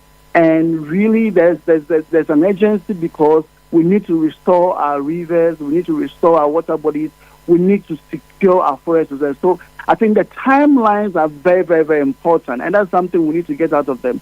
And also, we need to also ask how the ministry is going to deal with all the issues of fatalities and brutal seizures that has happened, Obuasi case in mind, and the siege also on some forest reserves going on, where certain members of the NDC are alleged to be part of this particular incident and all of that. We need to also understand how they are going to tackle the increasing attacks on media personnel in particular. And finally, I also want to see how the government, how the ministry is quickly going to act to ensure that the airline 2462, which also jeopardizes or puts at risk all forests which is under his jurisdiction, also to get that particular LI revoked. These are some of the key things we need to know. We need to have some clear timelines on how it's going to deal with these issues. We'll be keeping a close eye on the vetting, and I'm sure throughout the day we'll be speaking to you, Mr. Bosu. Thanks for talking to us. Thank you so much, Bernard. Thank you. Daryl Bosu is a chief, I call him a chief advocate or activist at Arocha, who are a key environmental NGO, who says the appointment of Kofi Boah is a good one, and that his intro is already full. Yeah. He must reverse and very busy man. He's going to be from day one. Yeah. And that he should give him timelines, or he should give timelines for what he's going to do, because that sector is very, very critical. And it's important also because, you see, if I want to read into what the president wants to do, we have a minister for energy and green transition. Then there is a minister of state for climate change. And then we have a minister for environment. There's a minister for environment. The pie has been shed into 4. And now we have a very strong EPA boss. Professor Ama Kluche is a climatologist. A technocrat. Properly. So you have all these people in the space. Who have been put together, and they need to work together. They have to. And they need to enforce. That's a good point. Actually, I didn't think about this. So who are the 4? The Minister for Environment is 1. Is 1, yes. Minister for Lands is 2. Is 2. Minister for Energy and Green. That green transition they have put there is linked to Ama Kofi Boah in some way. That's 3. Then the Minister for Climate Change and Sustainability 4. And then the EPA boss. Oh my God. Who is a world-renowned expert. She was one of the few people in the space who wrote a paper for UN on some climate change. Yes. I didn't understand half of the things. If you serious, they should work together. But there are about 10 institutions or agencies under the Ministry of Lands and Natural Mention them for me. Number 1 is the Forestry Commission. Number 2, Lands Commission. Number 3, Minerals Commission. Number 4, Ghana Geological Survey Authority. Number 5, Minerals Development Fund. Office of the Administrator of Stool Lands. 7, Forest Plantation Development Fund. 8, Ghana Integrated Aluminium Development Corporation, GIADEC. 9, Ghana Integrated Iron and Steel Development Corporation. And then you have the Ghana Boundary Commission. So it gives you an idea. Forestry, lands, minerals, geological, minerals again, stool lands, forest plantation development, GIADEC, GISDEC, and Ghana Boundary Commission. All of these gives you an idea under the lands ministry. Yeah, it's a more important ministry than we think. We think when he's done, he has to deal with the lands people too. I forgot to ask about the Obuasi issue and whether that becomes the new catalyst for the Galamsey fight, because that was quite gruesome. Yeah, what we've seen there. But also better just land administration. Oh, it's the lands commission is under him. Yes, just basic lands administration in this country. So then there'll be a lot of questions around oral and what they are doing with this so-called land grabs. What he thinks about land ownership. Yeah, state ownership. Apenyo has asked everybody that question. Well, we'll be live on Citi FM channel 1 shortly. We'll take a short break and bring Effective Living series today, where Andrew Aiku is talking about business ideas with Apioko. Like we'll start with that and then we'll cross over. Actually, oh no, he's already there. Oh my God. Oh dear. We are going straight. It looks like the previous minister is taking the lead. Good. So we're going straight to Parliament because the man whose interview we just preempted is now sat in the hot seat. Parliament is vetting Ama Kofi Boah. Stay with us. Get to individuals. In 2014, between 2014 and 2016 alone, 224 different parcels of land